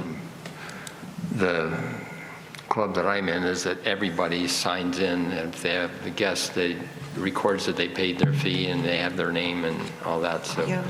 At least the Tai Chi Club has been doing that since forever. I think that's might be in the rules that they must record. Not here. No, in the club rules, the club mandated rules. This is just the policy paper. We go further, but I will check that. Okay. I'm trying to think, would that happen in a dance class? Absolutely. Happens all the time. Okay. So you would like to see a listing? I'm pointing it out. I'm not recommending a policy here. I'm just pointing out that there's a huge inconsistency between some activities that we're actively, bowling and golf come to mind immediately, where we're actively trying to limit public participation, both from taking tee times and taking additional fees from the public. But at other events, we just open the door wide open for members of the general public to participate and attend various activities just on the basis of a punch with no recording of who that person was that came in. Do you have any examples where you think that's A happening? lot of the dance clubs do this. It's my understanding. The dance club or the dances that they have for the general public? Well, the clubs are, the dance clubs are clubs. Right, but you don't mean at the club, you mean at a dance? At the dance. Okay. We need to look at some safeguards to prevent abuses of this process, which is what led to the That's what led automation of to this getting rid of process the to host begin punch with. cards and moving to the daily pass, is that you have to go in and actually put a name on that pass when you purchase it. And then you need to verify when that individual shows up that they're the person that's on that day pass. So if you wanted to, you could just take the first sentence in that says, attendance by all club guests for any club activity, meeting, event, tournament, class shall be recorded on the guest attendance register, BP 12-4, period there. Delete the rest of that sentence, and the next sentence then requires everybody to sign in somehow, so we know who's actually in the room. And how many of them there are. Yep, and again, there's far less security around having somebody just sign a piece of paper when they show up and get punched in, as opposed to putting it on a daily guest pass and then having to show ID when you come in. So again, I'm just pointing out that this is a change to the approach. Okay. Anything else? We'll look at Kevin? that, Kevin. Thank you. Did you have any other items? Nope. Okay. Thank you. Okay, board policy 20. Wait. No? Jack Farrell, 75842. We have been doing this process for 15 years and never had a problem. And the way we handle it, a club member has to escort a guest into the facility. I don't see the problem. We're not escorting Jack the Ripper in here. We're escorting people that we know. The way you guys currently have this thing set up, any member could sign in a guest, which to me is even worse, because they could sign, since they could sign any one of 30,000 members in, we don't do that.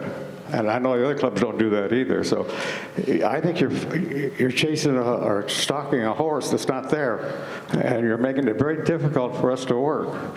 I would say that your club has its own policy for doing that, but that's not shared among all clubs. I'm only talking about my clubs. I know that some of the other bridge clubs do it that way, because I asked them, those people that were just chairman for bridge clubs, what's that game called, Tai Chi or whatever it is, or? Mahjong? Thank you, Mahjong. They do the same thing. I don't know if they write people's names down. A lot of those clubs might just let them walk in and take their $2.50 or punch a card for them and not sign them in. We sign in everybody that comes in our club. Yeah, and again, there's really two issues I'm pointing out. Number one is the lack of knowledge of who's coming in, but there's also the issue of, is it appropriate for a club to have an event with 100 people attending, 80 of whom are non-members? Simple question. We're limiting public participation in some activities around here, but allowing unlimited participation by the general public in other activities. It seems inconsistent. You mentioned golf and bowling. Golf doesn't have any problem. You can walk in off the street and golf and sign in. If there's available tee times after the members have been given first dibs. They don't sign anybody in. Excuse me, sir, did you have a comment about the policy itself? I like it the way it is. I don't want to change it. Okay, thank you.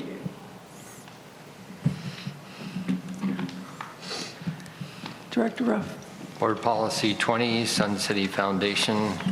So there's a number of changes here, which was driven by some thought as to expand the function of Sun City Foundation.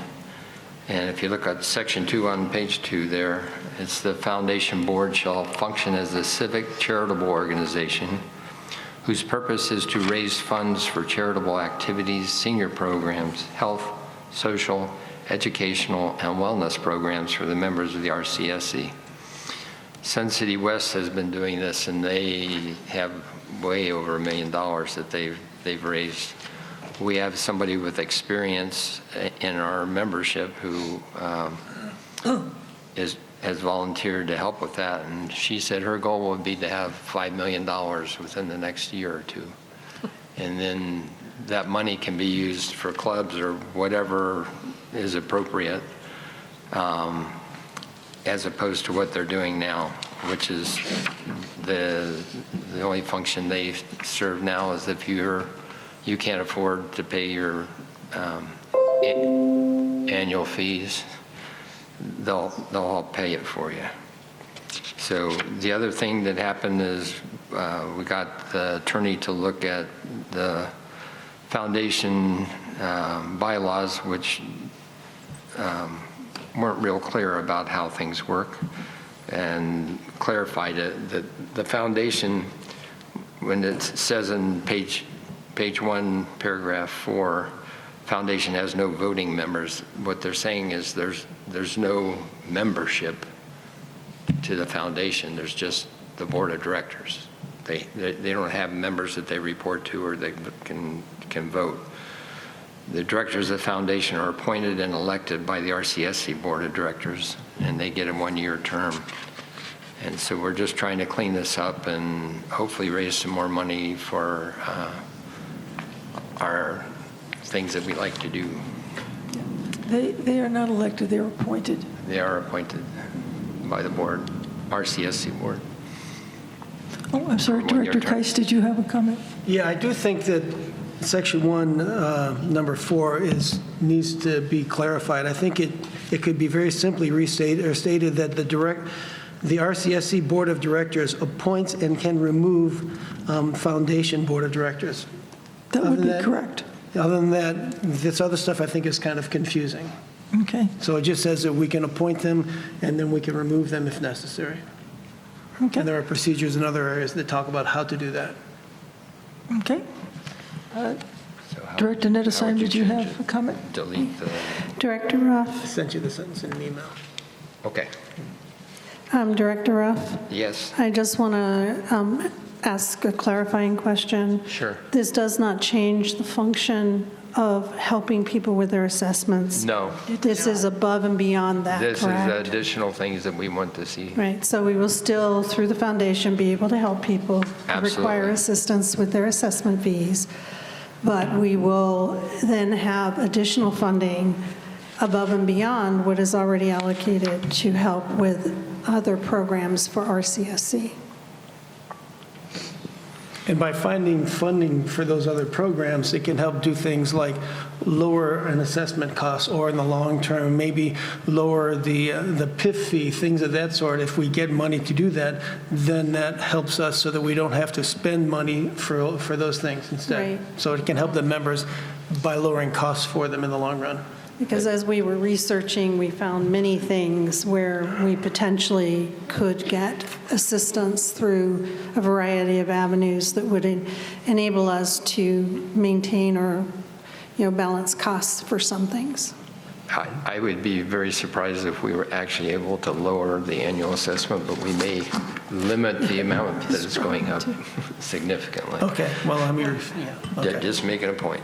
We may be able to provide a program or an activity or something that we can't afford to do otherwise. Any other questions? Tom? Not to drag everyone into the mundane world of accounting, but would we need to segregate and commingle funding here? I mean, certainly you would be raising some funds that would be probably segregated or for a specific purpose. Yes. So that it could not be used for some other purpose. Correct. So that while you might be able to hold those funds in a commingled vehicle for investment purposes, you would have to segregate them for accounting purposes so that you could report their use appropriately to wherever the grant came from. Yes. So there's nothing in this document that would prevent the board, the foundation board, from doing the accounting needed to, I was just concerned that perhaps. That would have to be in their documentation of how they operate it. This is our policy for them that they have to adhere to. Okay, so. And if we need additional verbiage around the financial stuff, we'll do that when we know what it is and how it might work. Well, okay, that's fine. That's a battle to be fought another day. Yes. Yes, ma'am. We will have to change a lot of, not change, create a lot of procedures. Yes. In expanded foundation, which we don't have now because we have one pot of money and that's it. Okay. Yes, ma'am. Okay. Mary Dahlman Shopper, 128442. Since the members of the foundation are appointed, is that to say that they are board members that are appointed to the foundation? No. The foundation has a preset. Some of the members of the foundation are current board members. Some members of the foundation are former board members. And some members of the foundation are members. General population. General population. General members. So is something sent out once a year or something for people to do this work in the foundation? I'm not sure I caught the question. I mean, people tend to volunteer. Other than being here at this meeting, I've only heard the word foundation twice, and that came up during assessments. Yeah. So how would people know that they could volunteer or be appointed, or what's the process? I'm sorry, did you want to comment, Director Gorski? Our foundation right now has been a very simple organization. It has current, past, and some volunteers who knew about the foundation. The new expanded foundation, there will be announcements made for people who want to volunteer, but we'll probably be looking for specifics more than just a general member, like a grant writer. Somebody that has experience in writing grants, or somebody that has experience in grant accounting. So yes, general members can apply, and we will get there. Okay. We have a lot of organization to do before that.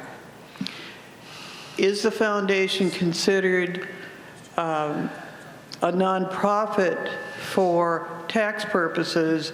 I could write a check to the foundation. It's a 501c3, yes. 501c3. We'll provide you with a donor letter, yes.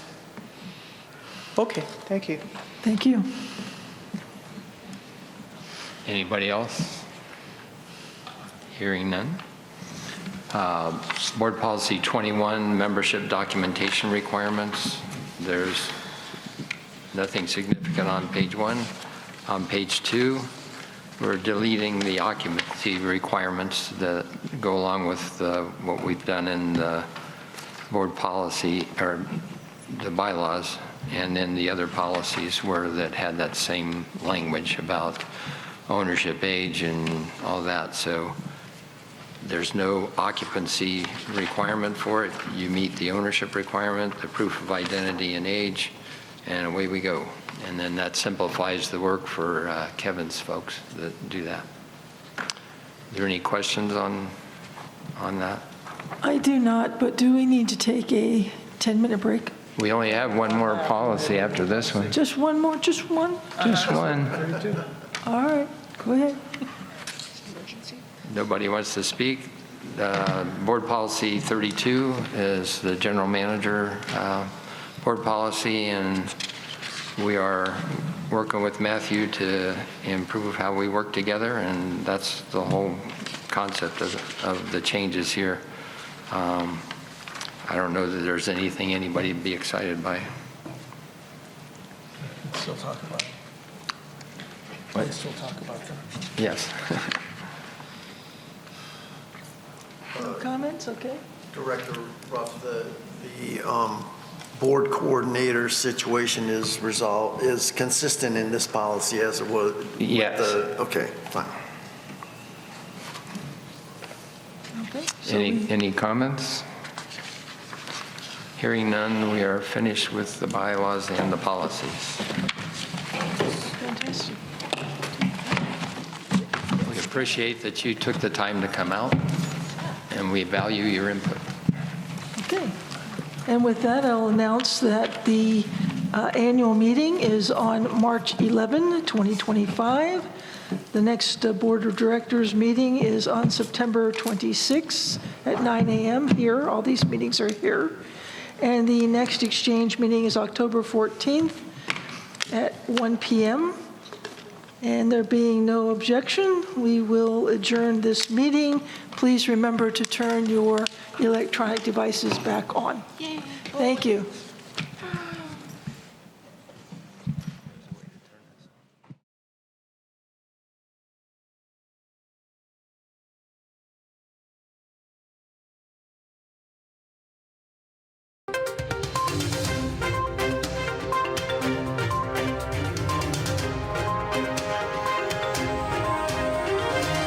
This is a copyrighted production of the Recreation Centers of Sun City Incorporated and is intended for the sole purpose of informing our Recreation Center members. Any duplication, copying, transmission, broadcast, or use, including electronic and social media, is strictly prohibited without the prior written consent from the Recreation Centers of Sun City Incorporated. Thank you for watching.